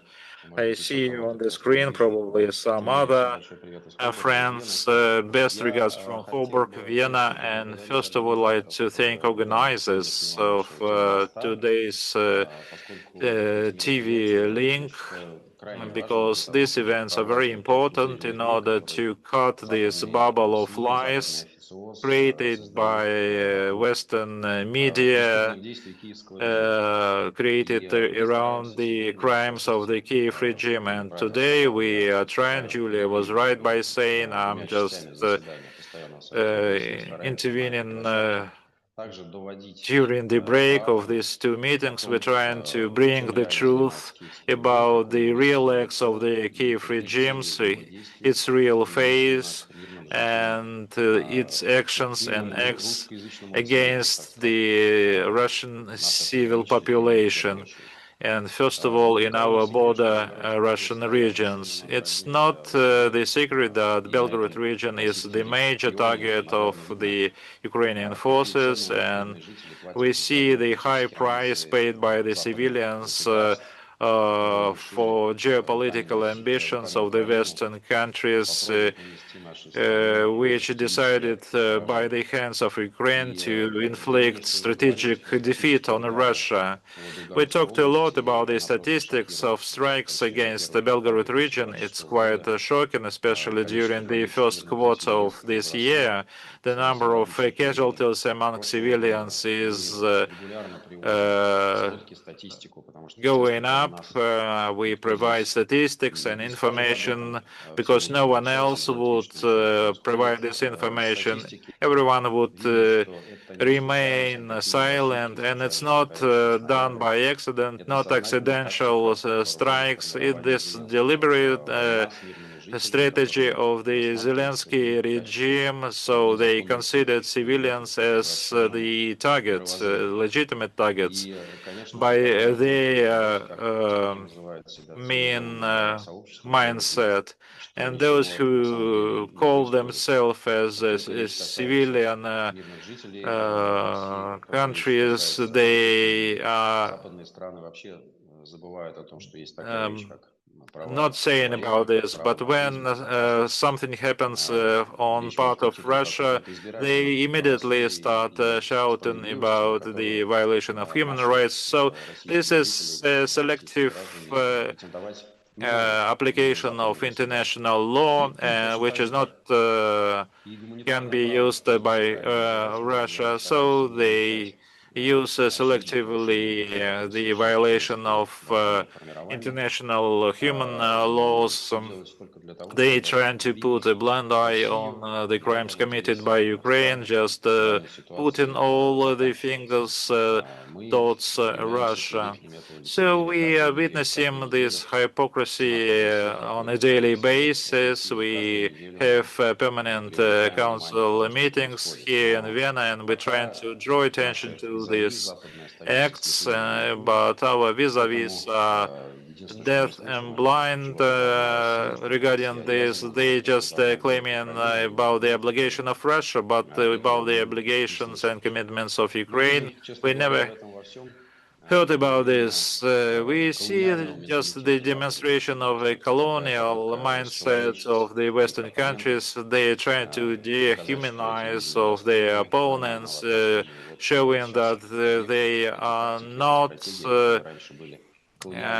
have or expect the same treatment. And now this is the tone of the Russian-speaking population of Ukraine and Russian people. They are not considering that humanitarian laws should be applicable to them. And in the Western eyes, Ukraine has a blank eye and the white cards to commit everything. So without ignoring the violation by Zelensky regime, but we should remain vigilant, we should indicate and stand by the rights of the indivisible security and draw attention to the violation of rights of Russian-speaking people, the death of these people who rejected to accept the ideology of the Kiev's regime. Our vis-a-vis our opponents, the history starts from 2024. What was before, they are not interested in. They are just rejecting this or not to mention it. And another aspect, regarding the scale of killings of civilians, and it could be done by Ukraine only with the connivance of the West. If President Trump said, should we have not helped Ukraine, it would just maintain only for one day. So the Western countries are just the accomplices of these crimes, providing weapons and closing the eyes on the acts of this regime. So they are the part of these crimes. We are talking about this directly. Of course, Western countries don't like this, but they have to listen to that. I think that however Ukrainian punishers notice attempt to threaten Russian people, to threaten civilians in the Belgorod region, they won't succeed. This is our national character and identity. These people only make us stronger. Our countries express solidarity with the people in the Belgorod region, and our country helps them and understands that the cancer that is close to our borders should be eliminated. And this moment will come because the truth belongs to us. And all those who's not afraid to speak this truth is also on our side. There are more and more of us. The victories will happen soon. We'll win. Here at the OSCE platform, we'll do everything we can to succeed. Thank you. Mr. Ambassador, thank you for your contribution to this event. Now, colleagues would like to go to Latin America, to Panama. I would like to give the floor to Ambassador Extraordinary Plenipotentiary of the Russian Federation to Panama, Konstantin Gavrilov, the former head of our delegation on military security and arms control. Mr. Gavrilov worked for a long time at the OSCE platform and knows very well how the situation, what the situation is, and what conditions Russian diplomats work in to communicate the truth. Mr. Ambassador Gavrilov will share how the society in Panama sees the developments in the Belgorod region. Mr. Gavrilov, please, the floor is yours.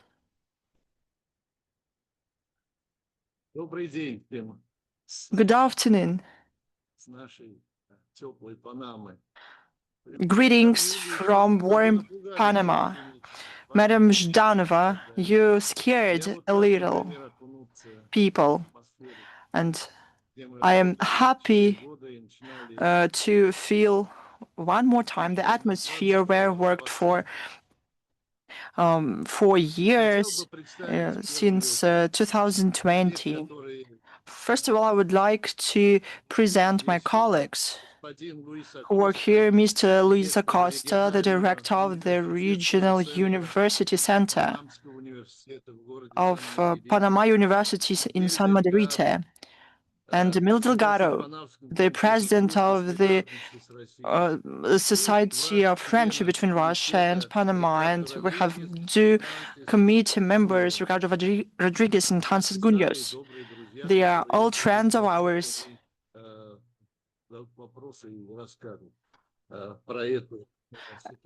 They will share their opinion about the situation. We have been following this situation. Even here, I followed your statements about how the situation is covered. Mr. Miroshnik frequently shares information about the barbarism and atrocities that happens in the front lines and in other regions. I would like to express our deepest condolences to the woman who was a victim. We will share this information through the channels not only of our embassy, but through the channels of our colleagues and journalists. I will be brief. Kursk, we remember how Kursk suffered and was harmed. Ukrainian armed forces terrorized the region, and Russian army was effective and pushed the armed forces of Ukraine out of the region. But the enemy did not stop there. As soon as people started to recover, they started to strike Belgorod. There were strikes before that, but after the border region, the Kursk region was liberated, they became more frequent. But why Belgorod? Because they feel powerless. Ukraine is lost on the battlefield, and they cannot strike deep into Russia. Sometimes they do, however, reach their targets. They have been striking Moscow, but all of their drones were intercepted by the air defense systems. They cannot change the situation in Donbass. The Russian troops are pushing them.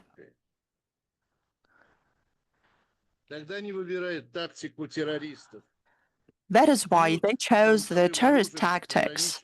They targeted border civilian cities to wreak havoc and panic and to show this is a result of the West, and this is a sign of the death pains.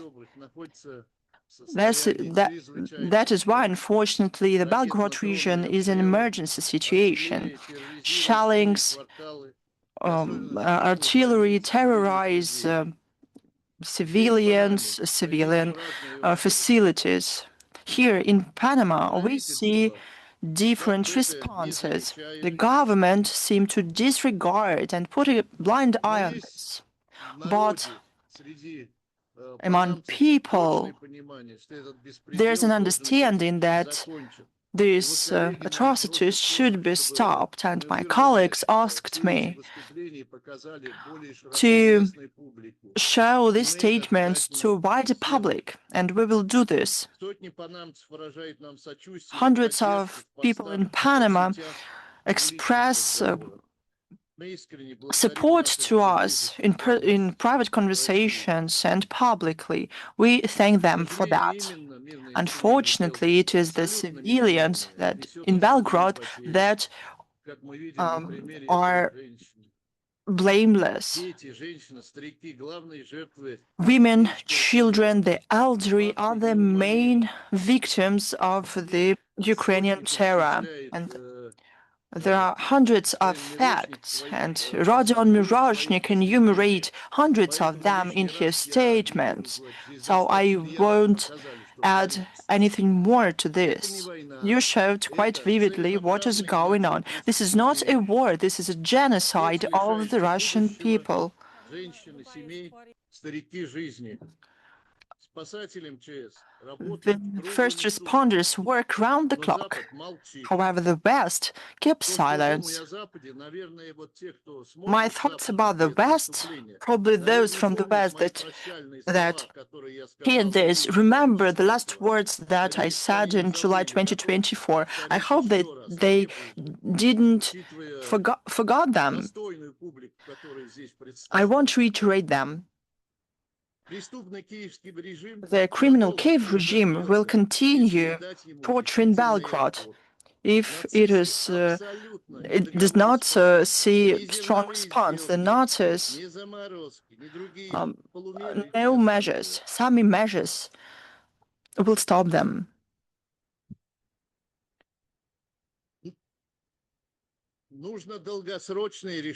We need a long-lasting solution. The end of the Kiev regime and the puppet of the West, Zelensky personally. Only through this will stop NATO expansion, genocide of Russian people in Ukraine. Russia will achieve victory and long-lasting peace on its conditions, and our regions will prosper. I would like to finish with the words of the Emperor Caesar. Carthagena must be destroyed. In this context, Altreich should be destroyed, and this will happen. Thank you. Mr. Gavrilov, thank you for your valuable contribution. I would like to assure you that your words in Hofburg several years ago are well remembered. I don't doubt. As to spreading the materials following our video conference, we'll do that. We already saw the relevant requests from Rudna Bakova from Paris. She wrote about it in the comment section of our conference. We will do that, for sure. We will share the statements, photo, video materials will be spread among the participants. Now, I would like to start the discussion. I invite all participants to share their opinion about our today's topic and ask questions to the main speakers. Those who join through Zoom can use the comment section of the conference. Please introduce yourselves first, state the country, and then go straight to the essence of your question or a remark. Please stick to the time limit of 2 minutes. We know that we already have a question from Russia today, Balkans. And with pleasure, I would like to give the floor to the journalist Mina Milanko. Please, Mina, the floor is yours.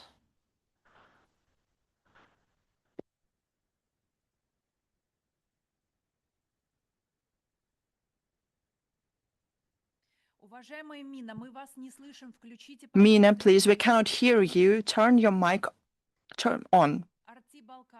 RT Balkan.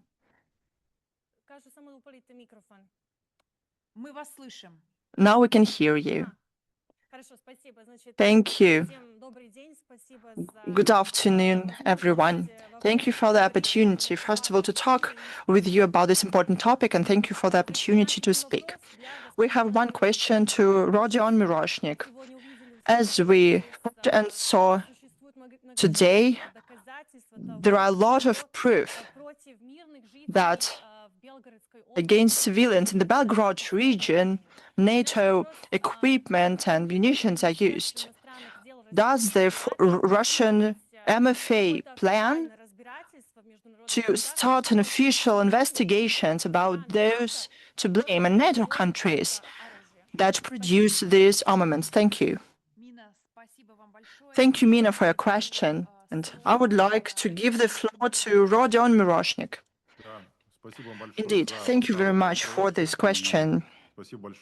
Thank you for the participation and an ear to the RT Balkan. It is a very important contribution to spread information about what is going on today in the Belgorod region and beyond, about the sufferings of civilians and violations of the norms of international law. As to your question, to do with the responsibility of the Western countries, NATO countries, for the weapons that they supply, I'm sure they should be held responsible. They should be held responsible for the supplies that are used to kill civilians. Now I can say for sure that 3 out of 4 victims, in particular in the Belgorod region, were wounded or killed with the use of drones supplied by the NATO countries. The key question is, the drones today are used on purpose. They cannot be compared with the strikes of missiles of MLRS. And a certain drone operator sees through their camera a civilian, and nevertheless, them push the button and attack that person. I show the videos. There are dozens of people that are in hospital in the hospitals of Belgorod. These strikes are targeted. They were made on purpose. People understand, operators understand very well that they harm civilians. That is why NATO countries should be held responsible for these actions, for these supplies. How can they be held responsible? Only through collective pressure. Only when countries, including those who are here today at this event, can articulate very clearly their opinion about what is going on. That the European states, NATO states, continue to allocate billions and billions of dollars for the Kiev regime.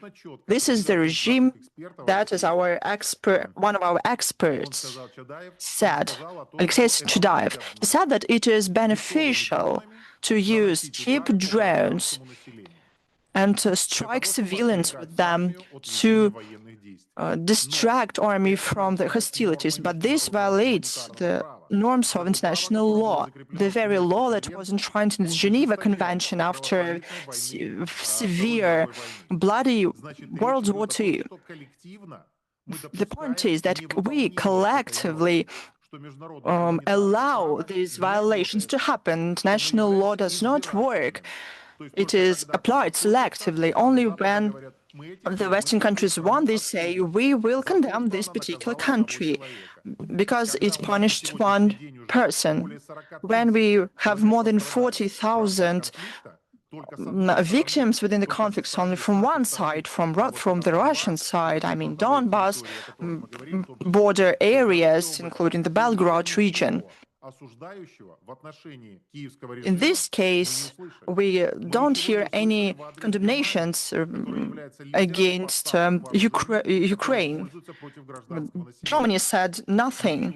They are among the leaders of the suppliers. We did not hear any comments from Great Britain. They lead the coalitions about supplying weapons to the Kiev regime, who use these weapons to target civilians. We have to put pressure collectively on those countries that violate international law. When they violate international law, they should be responsible for these violations, both through their words and actions, for their silence, for their connivance, for providing funds and weapons. But I can say for sure why there's no court.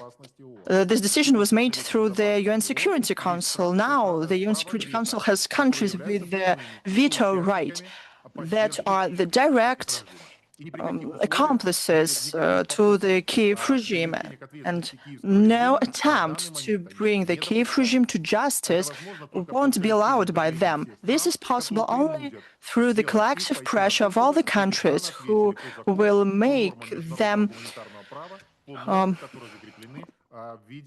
be responsible for their war crimes.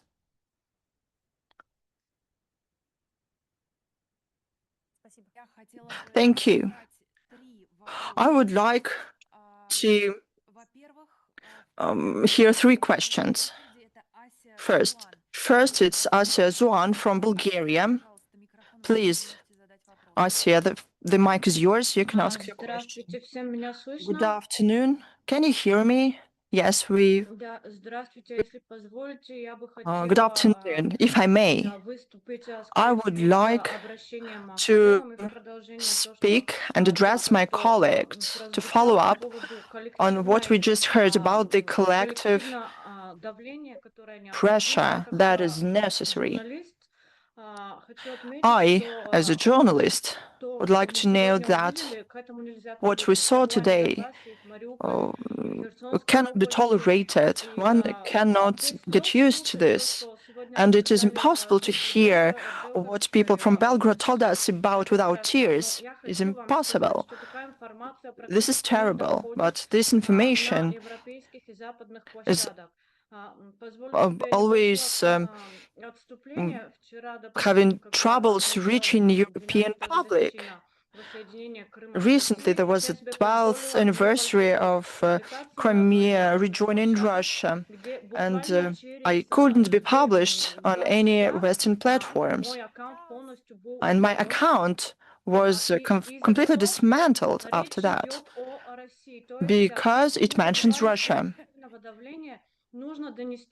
We have to communicate to people in the Western countries, European countries, what is going on in reality. And I would like to ask if it is possible, technically, I would like to have the videos about the statements from the people from Belgorod, and we will be able to translate them into our languages and spread them so that people can have this information. Because usually when this information is presented from only one side, like it happens here in European civilized world, so-called civilized world, we have to explain what it means, the military support. Because we always say military support to Ukraine, military aid to Ukraine, and here we heard only about a small fraction about the consequences of this aid. In this case, people in many countries will demand from their government to stop financing the Kiev regime. Thank you. Thank you, Asa. Apparently, your request will be considered, and of course, we will share all the materials. Let us move on to the next question and the next comment. Once again, I ask all the colleagues to be very short in your comments. I give the floor to Panama because Panama already asked the floor. Now the floor is yours. Muy buenos días.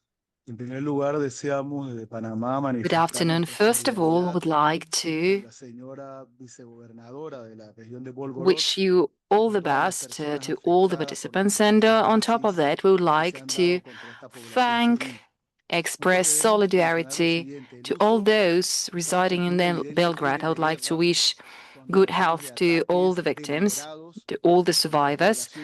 We closely follow the situation on the intentional attacks on civilians. Perhaps for the first time in the history, we have a clear understanding that all these actions are carried out intentionally.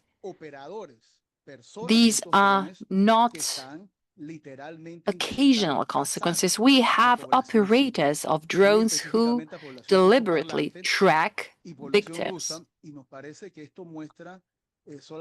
We see that only Russians are subject to that hunt, or those who and operators are those who sympathize with the Ukrainian regime. It is very important to understand that all the attempts to carry out genocide, ethnic cleansing, all of that aims at making Russians leave those territories. I believe this is a pure Nazi tactics that we see. Therefore, we can see why the special military operation started 4 years ago. The main idea was to bring those Nazi attacks to an end, because those attacks were carried out at the Donbas territory for many long years. We are really preoccupied by the intelligence that the Kiev regime acquires. We are concerned by the way they acquire armaments and machinery to prepare a dirty bomb or any other type of weapons. Anyway, here we face the Nazi tactics. As long as they have access to these weapons, they are ready to use them. That is why Kiev represents a threat to the international community and to the world as a whole. Therefore, I would like to bring this to light to the international community.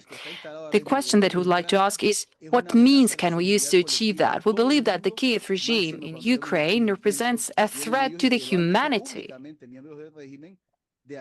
given the access to weapons that they have, and especially given their claims to get nuclear weapons. Thank you. Thank you, Mr. Delgado, for your question. I suggest to take another question from the floor, and further on we will come back to Moscow. Now I give the floor to Mr. Jet Verna from India. You have the floor.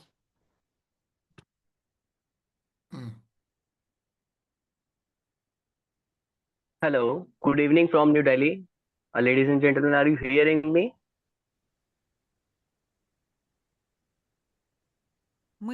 Am I audible to you, sir?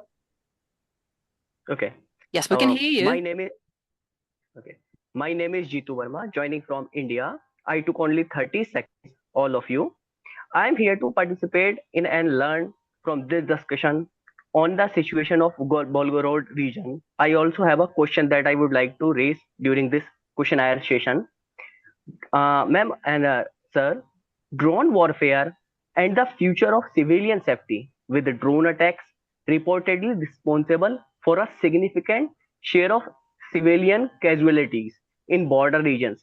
Do you believe modern drone warfare has outpaced current international humanitarian law, which is already existed? And should the international community consider new legal framework, specifically regulating UAV use near civilian area and community area and residential area? This is my question, and thank you.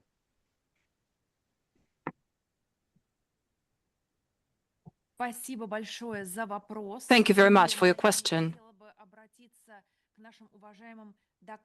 Here I would like to address to our keynote speakers who would like to take the questions. Mr. Miroshnik, maybe you are going to answer.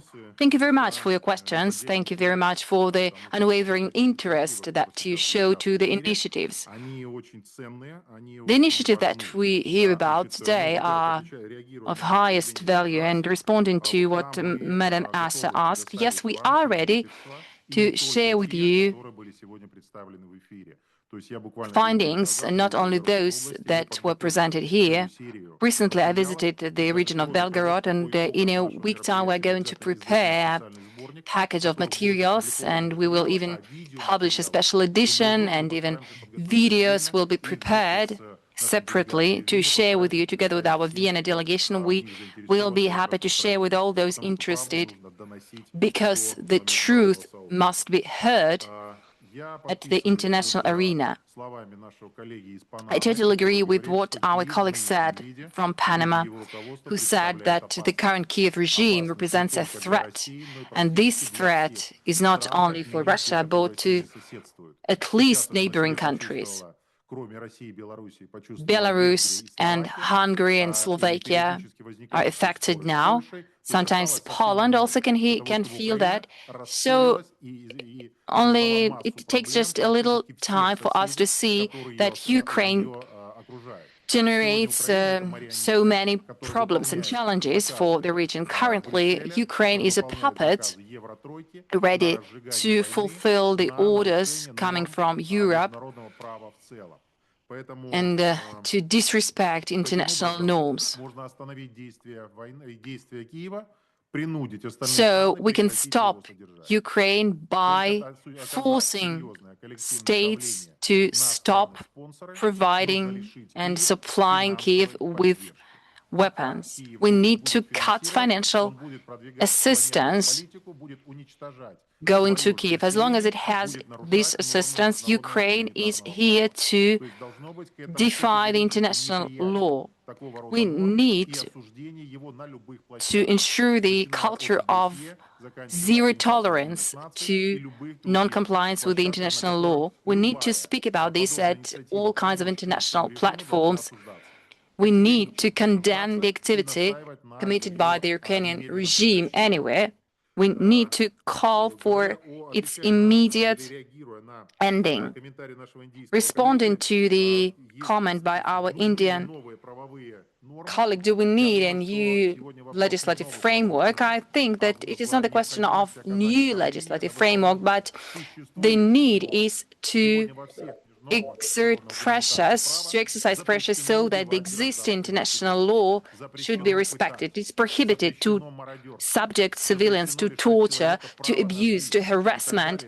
It is prohibited to deprive a person of his or her life.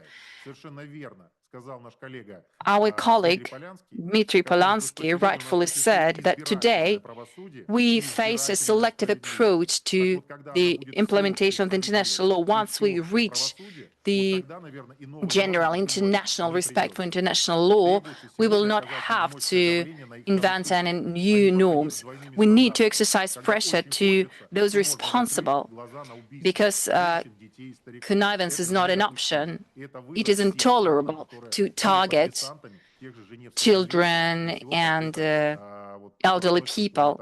And this refers to all those who signed international humanitarian instruments. Thank you, Mr. Miroshnik. Now I suggest to give the floor to our Indonesian colleague, Wilson Lageke. The floor is yours. Thank you very much, distinguished colleagues and ladies and gentlemen. I'm Wilson Lageke, a journalist and human rights activist, also the chairman of PPWI, or the Indonesian Citizen Journalists Association. It is an honor for me to participate in this forum. Please allow me to voice out my statement for the sake of humanity. I do follow all the speak and information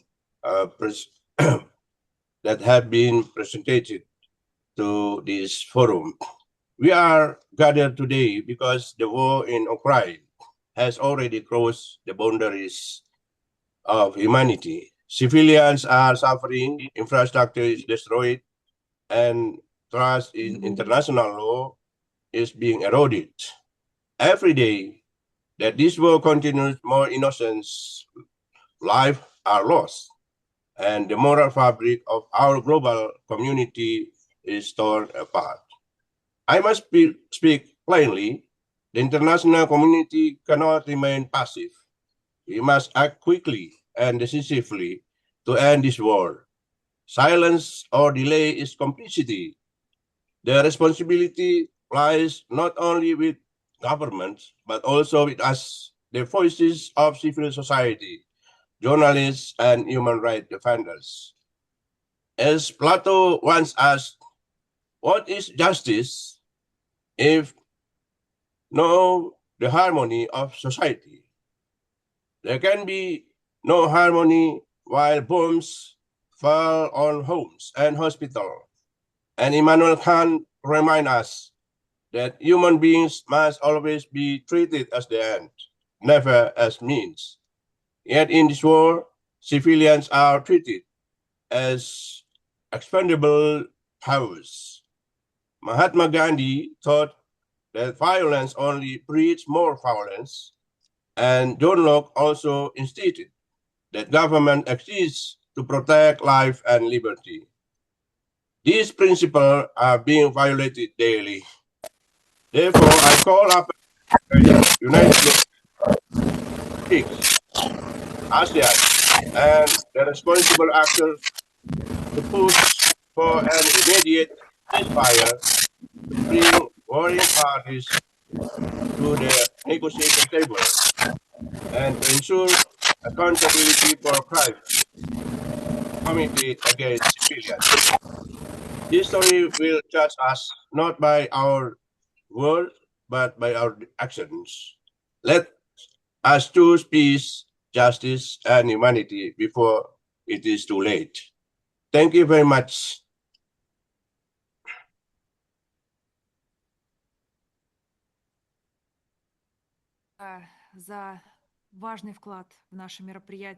Thank you very much for your vital contribution. I wish you all the best. And now we would like to move to Argentina, giving the floor to Channel 22.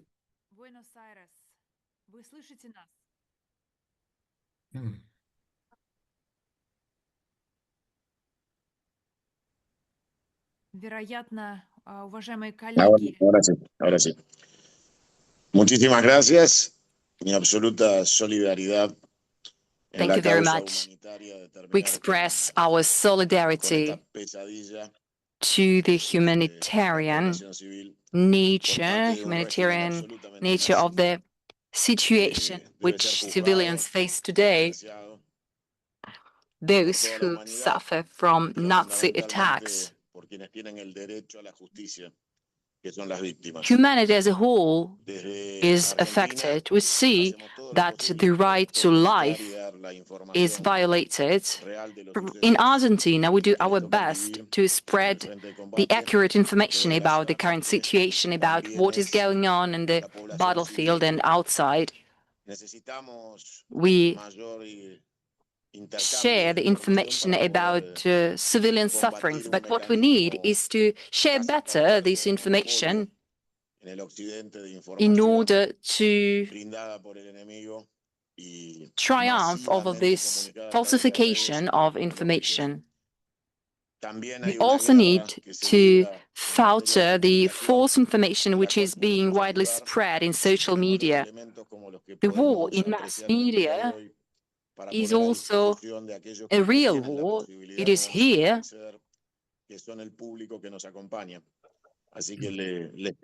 By fighting this war, we need to get access to the accurate information. We ask you, we call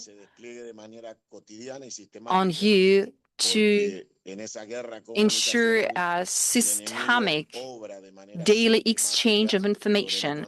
This information war is an immense enemy to all of us, especially these enemies found in the West. They are doing their best to grip their dominance, and we want the world to have more accurate information. Once again, we express our solidarity to the survivors of the attacks in Belgorod. We express our sympathy and condolences to all those who suffer. Thank you very much. Of course, this information fight is part and parcel of our reality. And believe me, Russia undertakes immense efforts to make the voice of those who suffer be heard. This is our 4th edition, organized with Mr. Miroshnik, and hopefully in the future we'll also join our activities, our events. The geography of our event keeps growing. Now it is my pleasure to give the floor to Mr. Alexander Pavic from the Serbian Parliament. Mr. Pavic, you have the floor. Thank you very much. I would like to greet the organizers of this very important conference. I think it's very important for a wide international auditorium to hear about deliberate targeting of civilians in the Belgorod region. Serbia has a lot of experiences similar to what Russia is experiencing now. And we can say from our own experience the following.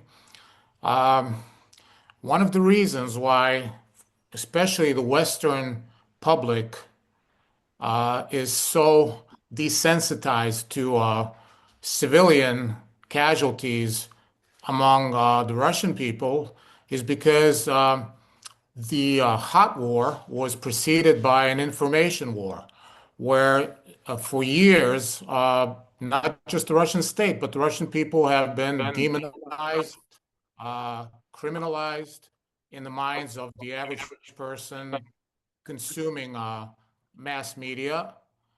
And as a result, they're just not aware of the civilian casualties, but they're not very interested in it. Practically speaking, it's as though practically the Russians had it coming, just like the Serbs had it coming. So I think the responsibility of the Western media in particular and Western politicians is immense. I'm talking about the EU politicians especially, but I'm talking about Western mass media especially as well. The other thing is, of course, this will change, I think, once the elites are changed in the West. And I think things are going in that direction. That's a good part of what's happening. And one other thing is, I think, based especially on these experiences in Belgorod, I think that the role of drones in being able to hunt people, hunt civilians, is something that should be underlined and taken up in international forums. I think that's a particularly heinous crime against humanity because it's totally deliberate. You cannot say it's collateral damage because these are not missiles. The drone operators know that they're targeting civilians. And I think that drone warfare against civilians should be given a special category of war crime based, in fact, on the experiences of the citizens of the Belgorod region. Thank you very much.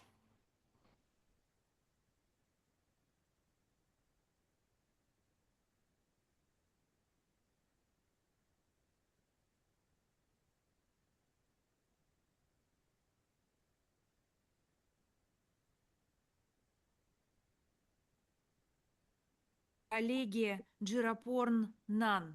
Colleague Пожалуйста, вы Jirapon, you asking for the floor, and we are happy to give the floor to you. Oh, probably. Okay. Thank you very much. Greetings from Tirana. I try to speak Russian, but of course, I heard some information which was some new kind of information. This is a very serious nature of this conflict. There are various different viewpoints, and the international information space. Some information is generated under the pressure of the Western mass media. And sometimes for some people, it's very difficult to get the access to the objective information. That is why I would like to ask the following question. What is the situation can be rectified collectively regarding the international humanitarian law in these circumstances? Because in Thailand we have a lot of mass media, and sometimes it's very difficult to differ one piece of information from the other. Especially many people are not aware of the things that are taking place in Belgorod region. Yes, this is a very important question, and I would like to ask Rodion Valerievich Miroshnik in terms of his opinion.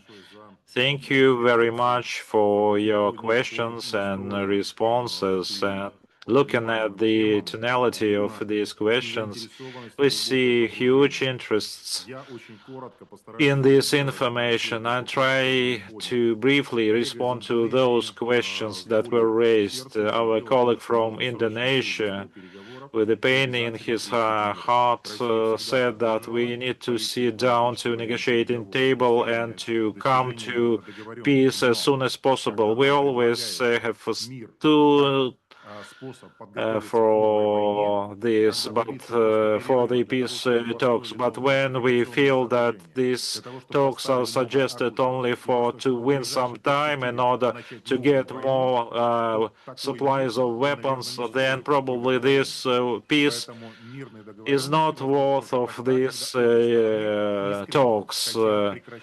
It is possible only when parties are sincerely willing to reach the peace, when these agreements are based on a solid basis, which could guarantee the protection and security for both sides, for the civilians, and stable development and coexistence. But when the peace is traded as to win some time to re-equip and rearm, this is not the way to reach the peace in Ukraine. From Argentina and Serbia, colleagues raised questions regarding the information wars reached in the international mass media.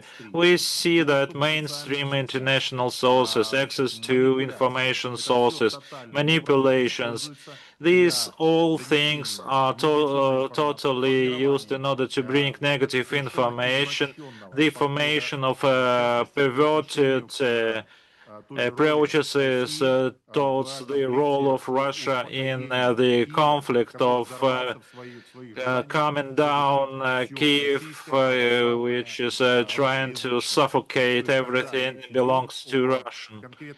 When we talk about specific actions which are broadcast by the Western mass media in a perverted way, and they monopolize their rights for access to the information and the interpretation of this information. So I would support the statement made by our Serbian colleague, who also repeated what I tried to say in my intervention, that the killings of the civilians by drones, this is a new but perverted form of killing of a civilian population, and there should be a specific responsibility, legal responsibility for using drones for killing civilians, and protection and ban to use them against civilians, so that no one is tempted to use cheap drones to kill civilians, to distract the military from other things. So this is a clear-cut norm of the humanitarian law. If it's not working, then we can consider that the entire international humanitarian law doesn't work at all. And talking about the initiative of our colleague from Thailand, I would like to thank her for the desire to bring truth to people. And here at this conference, those who are involved in this conference, if there is a goodwill, I would like to say, Yulia, on a monthly basis, in 4 languages, we provide the publications on the crimes committed by the Ukrainian armed forces. We have broad possibilities to disseminate this information, which is based on the verified sources of information, especially in the light of the violation of international humanitarian law. Of course, we can get your internet addresses and can send this information to you for you to think on a truly verified basis and on the information which is in line with the reality. Thank you very much. Thank you very much. Now we are going to connect all the participants in order to disseminate these materials that you have shown us. I mean, we as the Russian delegation disseminating on a monthly basis reports prepared and drafted by you and your talented team here in the OSCE in many foreign languages, not only in Russian. And for one hand, Western countries using the microphone are always claiming that there is only one side of the truth, which is Ukrainian one. But as it comes frequently in during the breaks, they are saying that your reports are breaking the crystal ceiling. So people start thinking about the things that there is another side of the story, of the truth. And I think we are going down the right path, and we will continue to fight for the truth. Moreover, we see that we have like-minded people. And now I would like to give the floor to our colleagues in Cyprus. Mr. Anastasios Kouzalis asking for the floor. You have the floor, sir.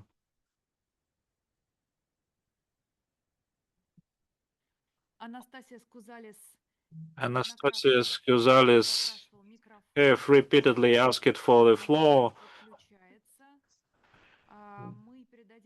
So far, we will give the floor to another colleague from Cyprus. Mikisu Philaniotis, you have the floor. Are you with us? Yes, I'm with you. Good afternoon, dear colleagues. It's sad to see, to watch these footages and to hear what we heard. regarding the population of the Belgorod region. The Western countries should be brought to justice for the crimes of the Ukrainian regime. I'm not a diplomat, I'm not a graduate from GIMO. I represent the popular diplomacy. We celebrated 100th anniversary last year, and those organizations directly linked with Russia. Moreover, I am a chairman of the Friendship Society Russia-Cyprus, and also participate with many agencies, institutions, and with the support of plenipotentiary ambassador of Russia, Mr. Jazikov. We would like to thank him, and we implement our plans through the accessible and available information sent towards the citizens of this island nation, EU member states. Today I had direct contacts with the people working in Belgorod region and with parents, children, sisters and brothers in this region. I told them about this TV link, and they were happy to get this opportunity to take part in this full-fledged conference. Now I would like to suggest that the brief information about TV link should be published in many chats and information sources in Belgorod region so that people could feel this warm support from many countries. I believe that the population of this region should have more support and I know much about what is happening there. And the civilians in this region would like to thank Orlan and Bash and the military air defense units, and they're asking for a widening buffer zone. But it's up to the leadership. Here we are prepared in our countries to provide information about the crimes against civilians committed by Ukraine. Please send us information, video, photos, and pictures, and we will disseminate this information about these crimes about which our Western countries and Western mass media are loudly keep silent. And we provide this information and disseminate them further in order to expand this information in all social networks. We should consider that drones should be regarded as a type of international terrorism and should be prohibited from use outside the zones of military actions. Thank you for your attention. Now I would like to give the floor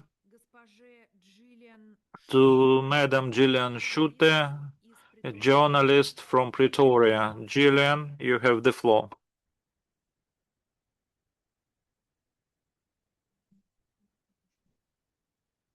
Thank you so much. It's an honor to be at this very important event. As you said, my name is Gillian Skitter. I'm a filmmaker, writer, and media analyst focused on geopolitics and the role of narrative in global power, and the founder of the Counter-Hegemon, which is an independent platform that spends a lot of time undoing the propaganda against Russia. I'd like to express my solidarity with the people of Russia and the people of Belgorod in particular today, and the awful stories that we have heard today. My question is very short. The official response seems to be from the UN that they have no access to the territory and that the Russian officials do not share enough information with them in order for them to name these and document these war crimes. Is that part of their usual narrative warfare coming from the West? what is your comments on that? Thank you so much.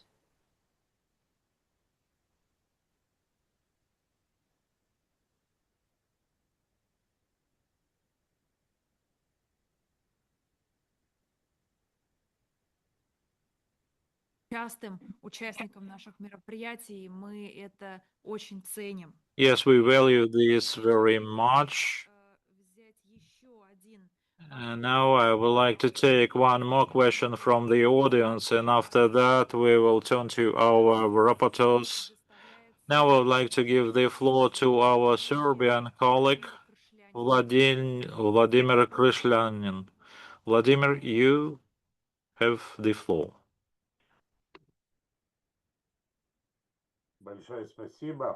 Thank you very much.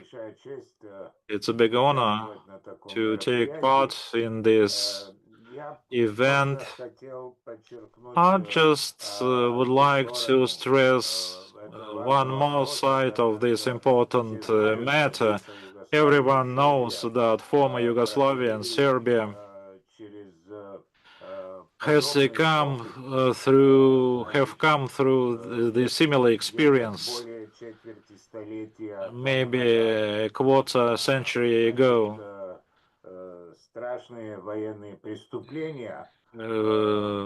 Terrible military crimes committed by neo-Nazis, neo-fascists, and terrorist organizations supported by the Western countries, specific Western countries. Since the times of Nuremberg trial, the principle of attitude towards Nazis and fascists is well known in the history of international law.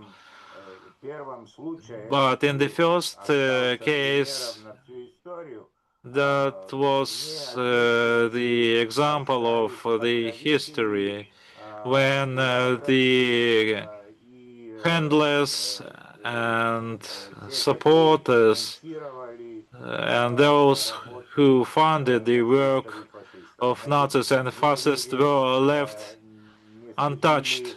So they were not brought to courts. Oligarchs and bankers who finance the Hitler's regime, they will escape the justice. And now I think in the context of, in new context of international associations, BRICS, SCOs and others, which include the global majority, we need to work out a common approach. We should be united in our efforts, especially those who are supported by Nazis and fascists should first be subject to public accusations by the governments of the majority of the countries, and only after that we could think further about further steps. Because what happened and is happening so far in the territory of Ukraine, this is not for the first time. Similar things were committed in the territory of the former Yugoslavia, but the same things are happening in other states of the world. That is why we need to have a common and single approach towards this issue. Thank you.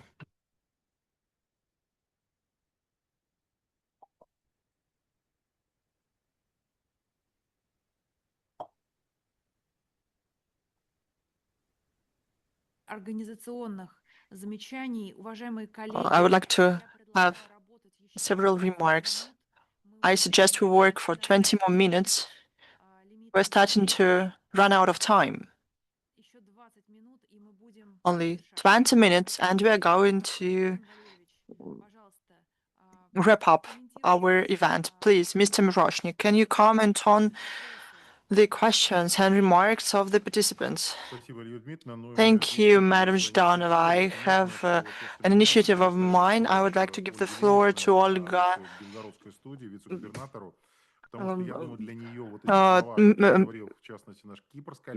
Medvedeva, and our colleague from Cyprus talked about the moral support of people in Belgorod and the necessity to spread statements that were made within the video conference. I think it would be important to have response from our colleagues from Belgorod as well.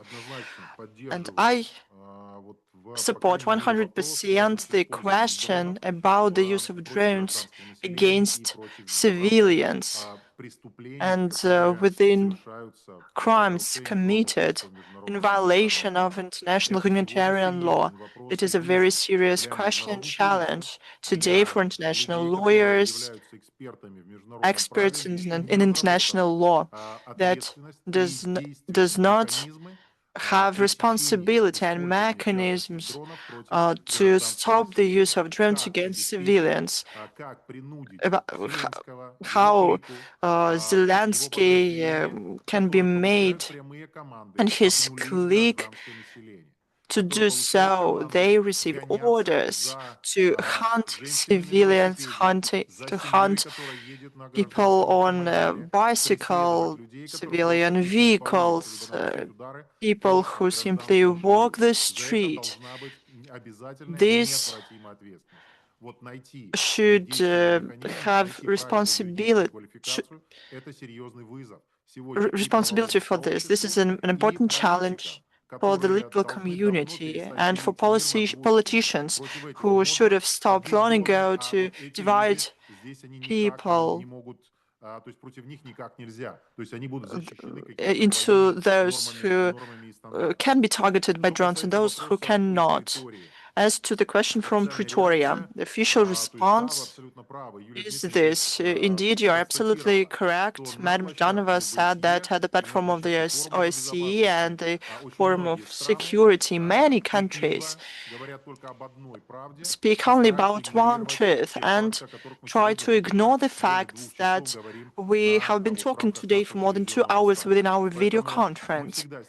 That is why we have always encouraged the possibility for the foreign journalists to visit these areas, but we have a lot of limitations. I was there 2 weeks ago, and drones create huge threat for life, not only of experts like me, but journalists too, because I got tired of burying my friends, journalists who go there from the front line and be killed. This is very, very dangerous, especially when it comes to a state that is allowed to violate international humanitarian law by their masters.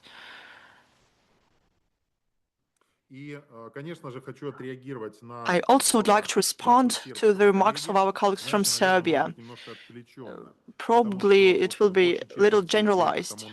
More than 25 years ago, unfortunately, NATO countries decided to bomb Serbia. They decided to bomb Belgrade, but they did not receive a serious response from the international community. A lot decided to keep silence about it. They decided to pretend as it does not concern them. This approach never is successful. That is why NATO wants to use their capabilities against certain states where they have interests. The international law should be protected. They should be protected by collective pressure and collective responsibility. Now I would like to follow up on what you suggested, and I would like to give the floor to our platform in Belgorod. Please, Madam Medvedeva, comment on the statements of our guests. Thank you. First of all, I would like to say thank you to the organizers of today's video conference. Indeed, it is very important for us. We have always felt and continue feeling the support of all entities of the Russian Federation. They provide information support, charity, our region, because we found ourselves in the situation we are in. It is very important that today the international community starts to speak about it. And now people see that indeed Ukraine commits serious crimes against civilians in the Belgorod region. The support that we heard today from various countries is important for us and necessary for us, and was the most valuable thing personally for me. People live through tragedies. They felt the consequences of the Ukrainian crimes. It is not important only for the authorities, but for them in the first place. When people talk about what happened to them, they all say that it is very important so that the international community realizes what hideous crimes are committed by the Kiev regime against civilians in the Belgorod region. Thank you one more time for the organization of this event.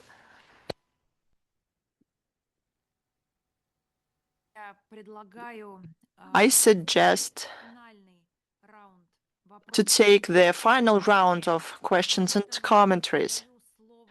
I would like to give the floor to Brussels, to Mr. Alexander Pinase.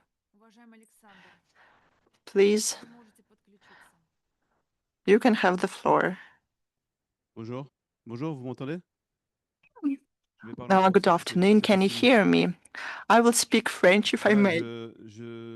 Merci beaucoup de me donner la parole. Merci de cette conférence internationale. Thank you for the opportunity to participate and speak at this very important conference.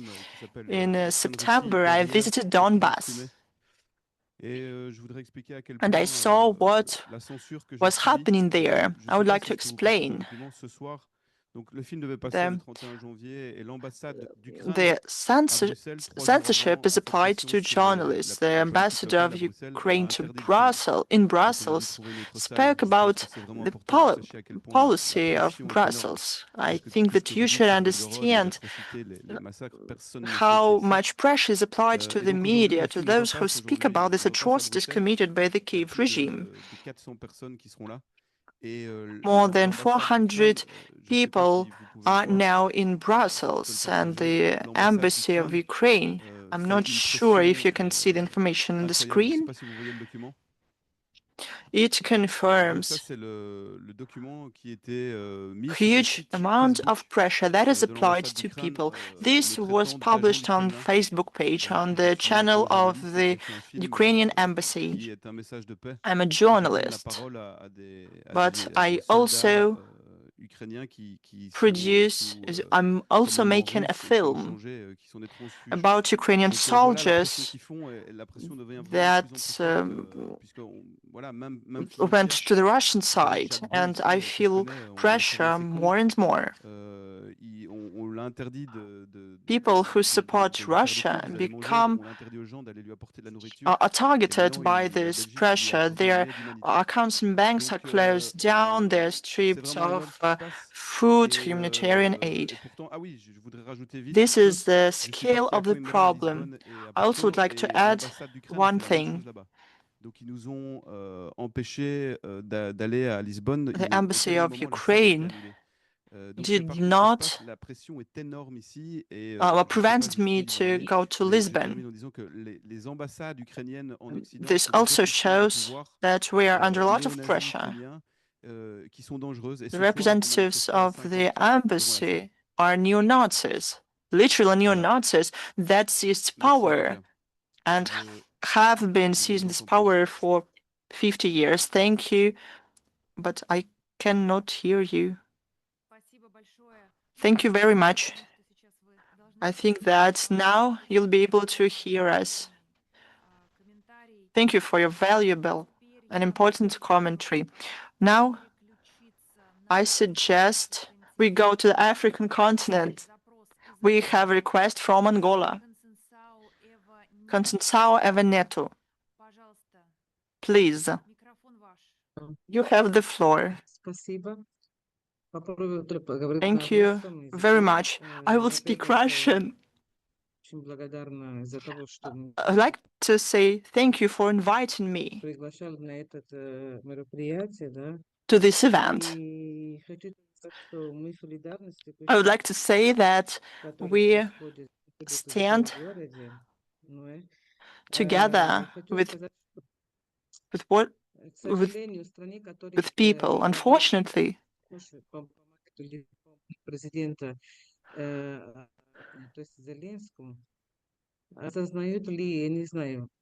I don't know whether people in the countries that help Zelensky realize what is going on.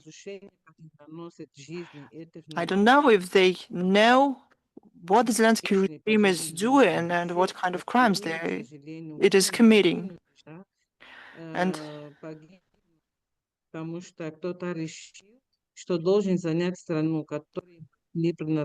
some people decided that they can make decisions about certain things. A lot of people say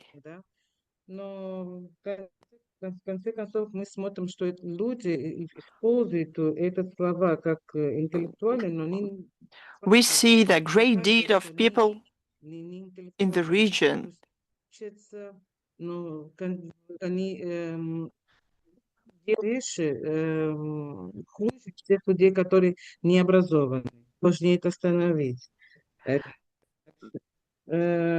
Kiev regime should be stopped.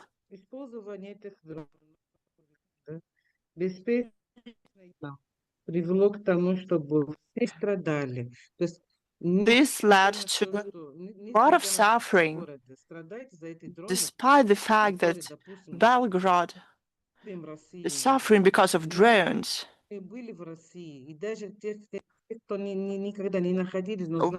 We went to Russia, and we see Russia as our second home, and we hate to see it suffering. We are also grateful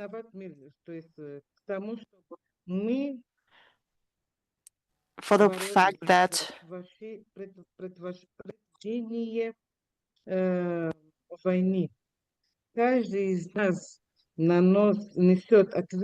all of us is responsible for sharing information about our values. We have to do everything possible to stop the suffering. We cannot agree, Russia should not agree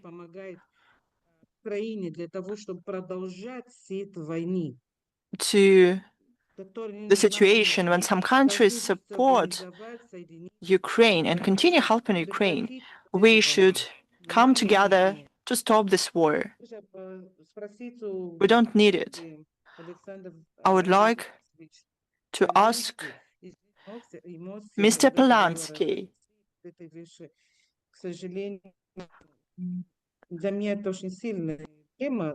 This is a very important topic for me.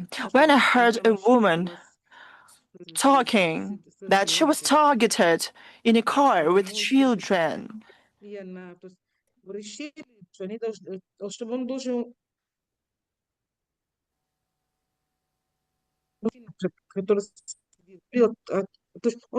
felt deeply touched. And it is a woman. I cannot hear about it and see this without tears.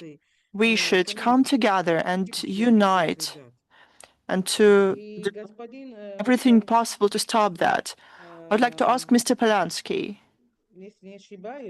if I'm not mistaken,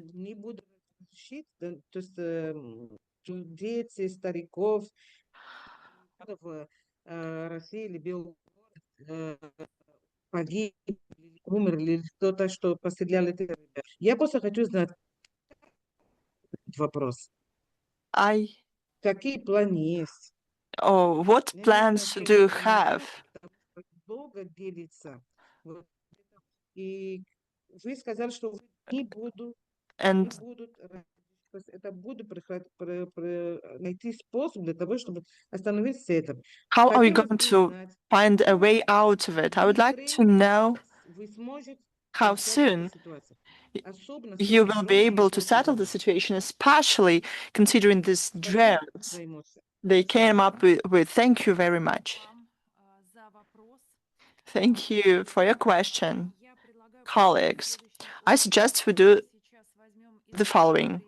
We'll take the last three questions, and those who won't be able to ask a question or give a remark, you'll be able to do that in the written form. We'll give them to our speakers, and you'll receive the answers in the writing. For now, I'd like to give the floor to Mr. Alimov Shirinov from Dushanbe. Mr. Shirinov, please, the floor is yours. I would like to welcome everyone. Thank you for this event, for inviting me to be here. When we hear the testament of the victims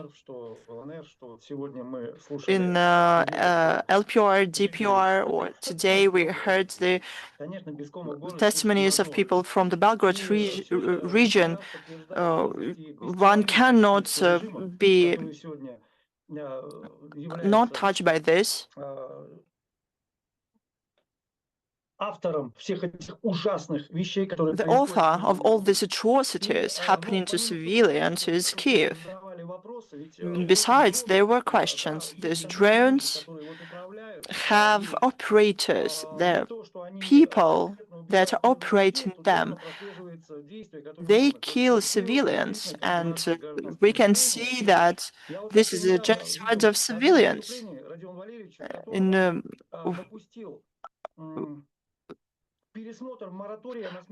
Mr. Miroshnik, in one of his statements, said that he allowed for the revision of the death penalty of war criminals. Is there any practical work in this regard? Are there any? Has the situation changed? A lot of Russian-speaking people identify themselves as Russians, and millions of such people, they are indeed waiting for the answer to this question. So I would like to know this. Thank you very much for your question. Now I'd like to give the floor to our friends from Cuba. The embassy in Cuba, please, you can join us. Как я вижу, посольство на Кубе находится в сети. I see the Cuban colleagues are online. Пока продолжается подключение, я предоставляю As long as we wait for them to get connected, I give the floor to Ismail Blanca, Uruguay. Уважаемый господин Бланка. Hola, sí. You have the floor. ¿Qué tal? Sí, sí. Good afternoon. Buenos días para Rather todos. good evening. Voy a tratar de ser bien breve. Agradezco la oportunidad. Creo que desde el I will punto try to de be vista del derecho brief. It is my internacional, pleasure hay un elemento que hay que to hacer hincapié. attend this event. I believe that from the international legislative point of view, we need to stress the following. One vital concept which is important for the Russian government. I'm talking about genocide enshrined in the second article. Genocide of any type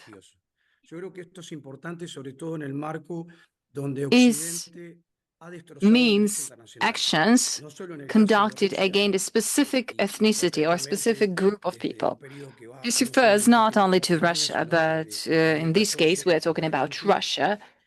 This has become especially visible over the last 4 years. Genocide, that is something we have been witnessing since 2014. On the other hand, I would like to say that Russian representatives who closely follow the situation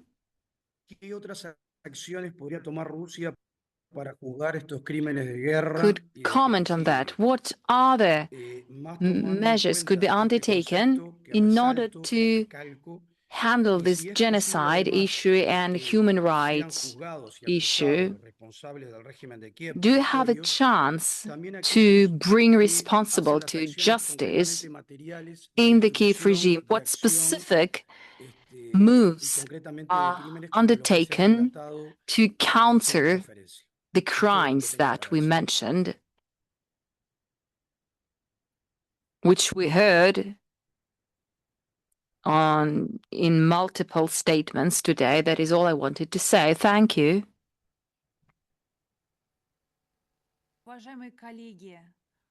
Distinguished colleagues, Chilean embassy, are you with us?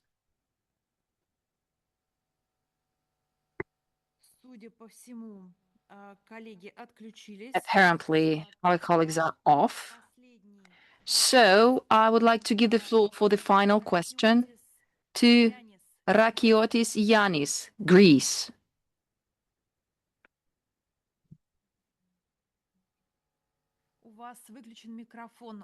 Your mic is off. Yes, okay.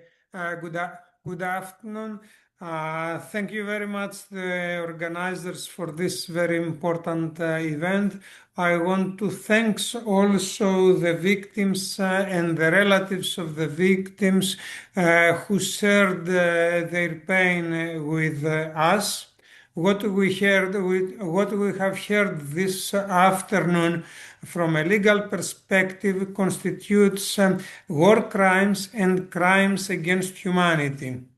We know very well that it is impossible for Russia to bring cases in front of ICC, not because Russia is not a member of the court, but first of all because the court is fully biased against Russia.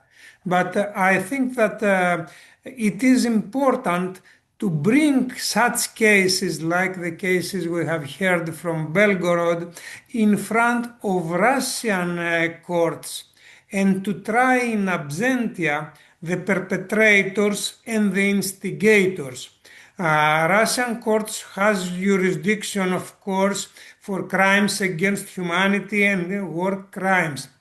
This is important even in absentia because the decisions of the court give the right to Russian state to ask Interpol to issue red notice against the defendants, against the instigators and perpetrators. And after that, to ask all countries of the world to execute the red notices. Of course, this is a big process, takes long time, but put under permanent pressure all the perpetrators and the instigators. I'm sure that we can find some names of the perpetrators, some names from instigators is more easy, and my proposal is to take this path. Thank you.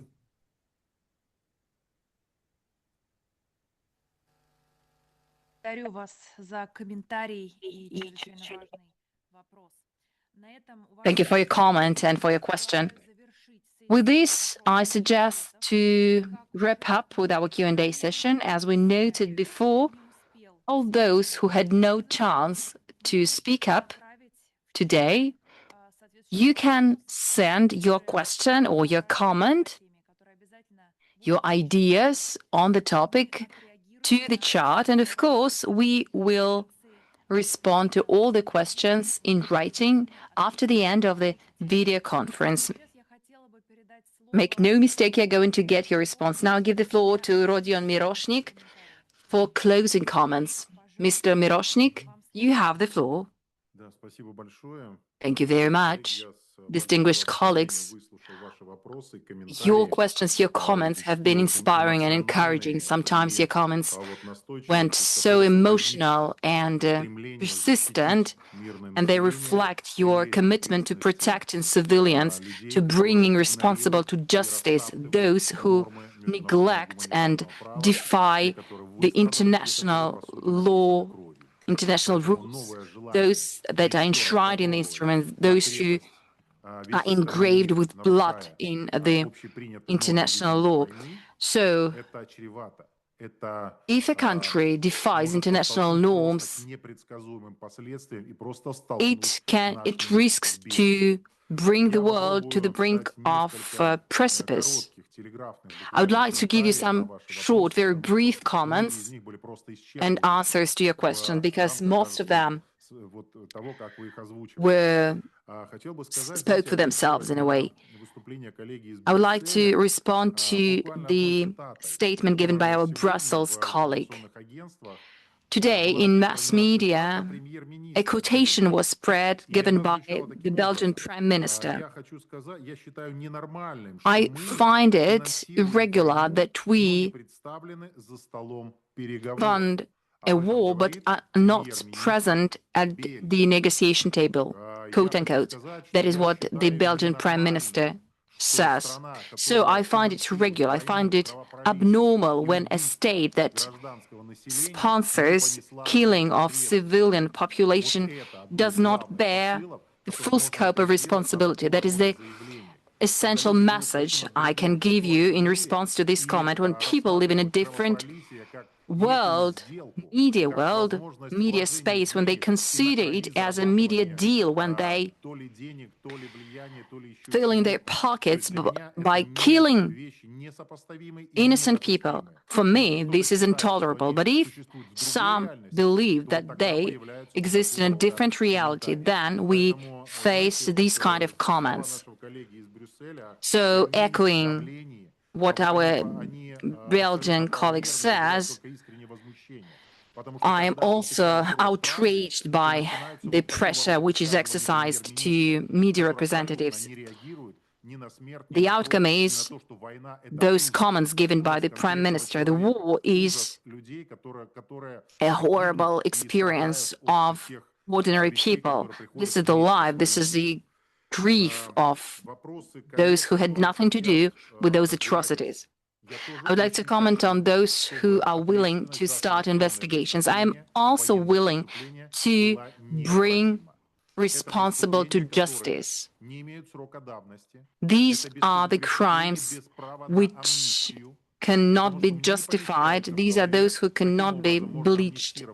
I cannot understand how can you justify the group of executioners who walked along the Seleucid city and continue attacking and shelling those who were there, who were about to leave this territory. They decided that only those sympathizing Russia stayed there, and that is why they thought they should be killed.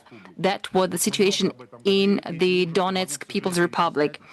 Unfortunately, the list of such atrocities is eternal. Currently, we work with two tracks. One is the judicial and legislative track, and another is military, because we are at war. Responsibility for war crimes should be there. We have those officers who fulfill their holy, sacred mission, and they have to hold responsible those who have committed war crimes. And the second track, this is employed by Russian judiciary system. More than 1,000 of people are under investigation, those which have been brought to justice. But, of course, the list of criminals is long, and there are those who are waiting justice. Investigator office started lots of cases, opened many cases for crimes committed by Ukrainian fighters, and we're doing our best to assist them. The investigation office also conducts investigation in absentia, so something that we heard recently about how important it is, are relevant, because those who committed crimes should not be able to live freely. You cannot continue to live freely if you have committed a war crime. No amnesty is provided, no mercy is provided. After this war, we will hear repercussions for a long period of time. As for the decisions taken by policymakers, by politicians, we're talking about moratoria or new investigations, new tribunals to hold responsible those who had committed war crimes. That is something that is in the making, something that is vividly discussed by MPs and at various platforms.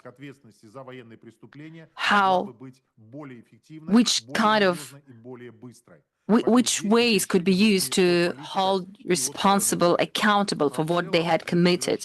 It is up to MPs to decide on that.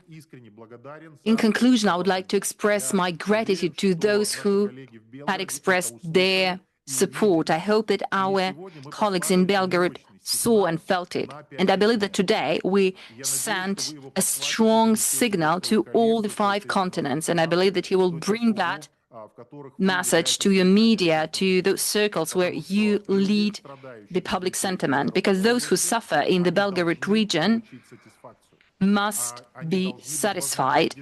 They should be rewarded for what they had suffered. And by this, I mean the responsibility of those who committed crimes of genocide, war crimes, and crimes against humanity, against those who reside on that region. So once again, I thank all those who participated at this event and who sent this signal, this message, so encouraging and inspiring to me. And I believe it will be translated to all those who currently face hurdles and pain. And here I'm talking not only about the Belgorod region, but about the neighboring region. Thank you once again. Mr. Miroshnik, thank you very much for being a co-organizer of this event and for your valuable assessments. Now I would like to take stock of what we heard this afternoon. Your Excellencies, distinguished colleagues, today's discussion is coming to its end. And first of all, I would like to express my sincere gratitude to all keynote speakers, experts, and multiple guests of our video conference. I thank those who participated in our discussion for sharing your personal experience, facts, and assessments. This discussion showed how serious the situation is, the situation in the border regions of Belgorod. The unleashed terror campaign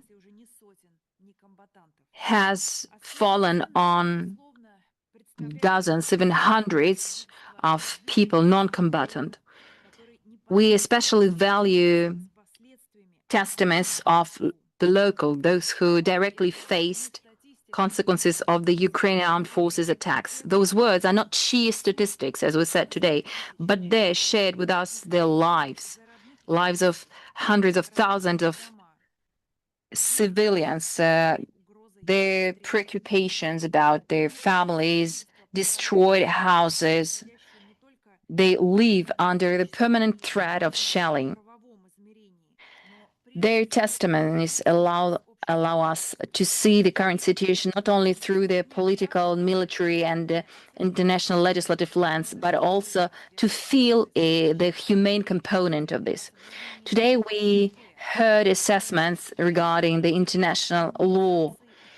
We are talking about the respect to the international humanitarian law, which requires to minimize the damage to civilian population, civilian infrastructure. Kyiv defies these norms and continues to target densely populated areas of the Belgorod region using drones and NATO and EU supplied weapons and vampire launchers.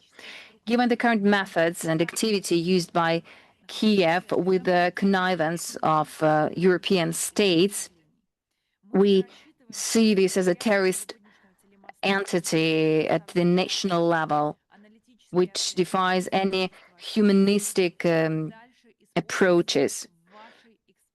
We hope that the materials we provided today will be used for your further assessments and as a ground for professional dialogue at international platforms, inter alia, in the appropriate humanitarian organizations, especially against the backdrop of their presence today in our online conference hall. It is intolerable the situation is intolerable when international human rights activists immediately respond to Ukrainian claims but point fingers at our nation without any preemptive investigation.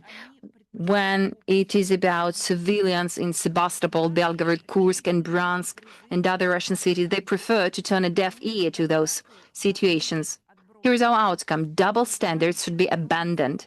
We call upon the international community to finally condemn crimes committed by the Kiev regime against Russian civilians. On behalf of the Russian delegation and on behalf of Mr. Miroshnik, once again, I thank all our guests for the interest to the matters, quite sophisticated matters we discussed today. I would like to express my separate gratitude to interpreters who made our conference available in English, Spanish, Serbian, and French. I also thank Russian missions around the globe for their participation. You made our event possible. With this, I declare our video conference closed. Hope to see you again.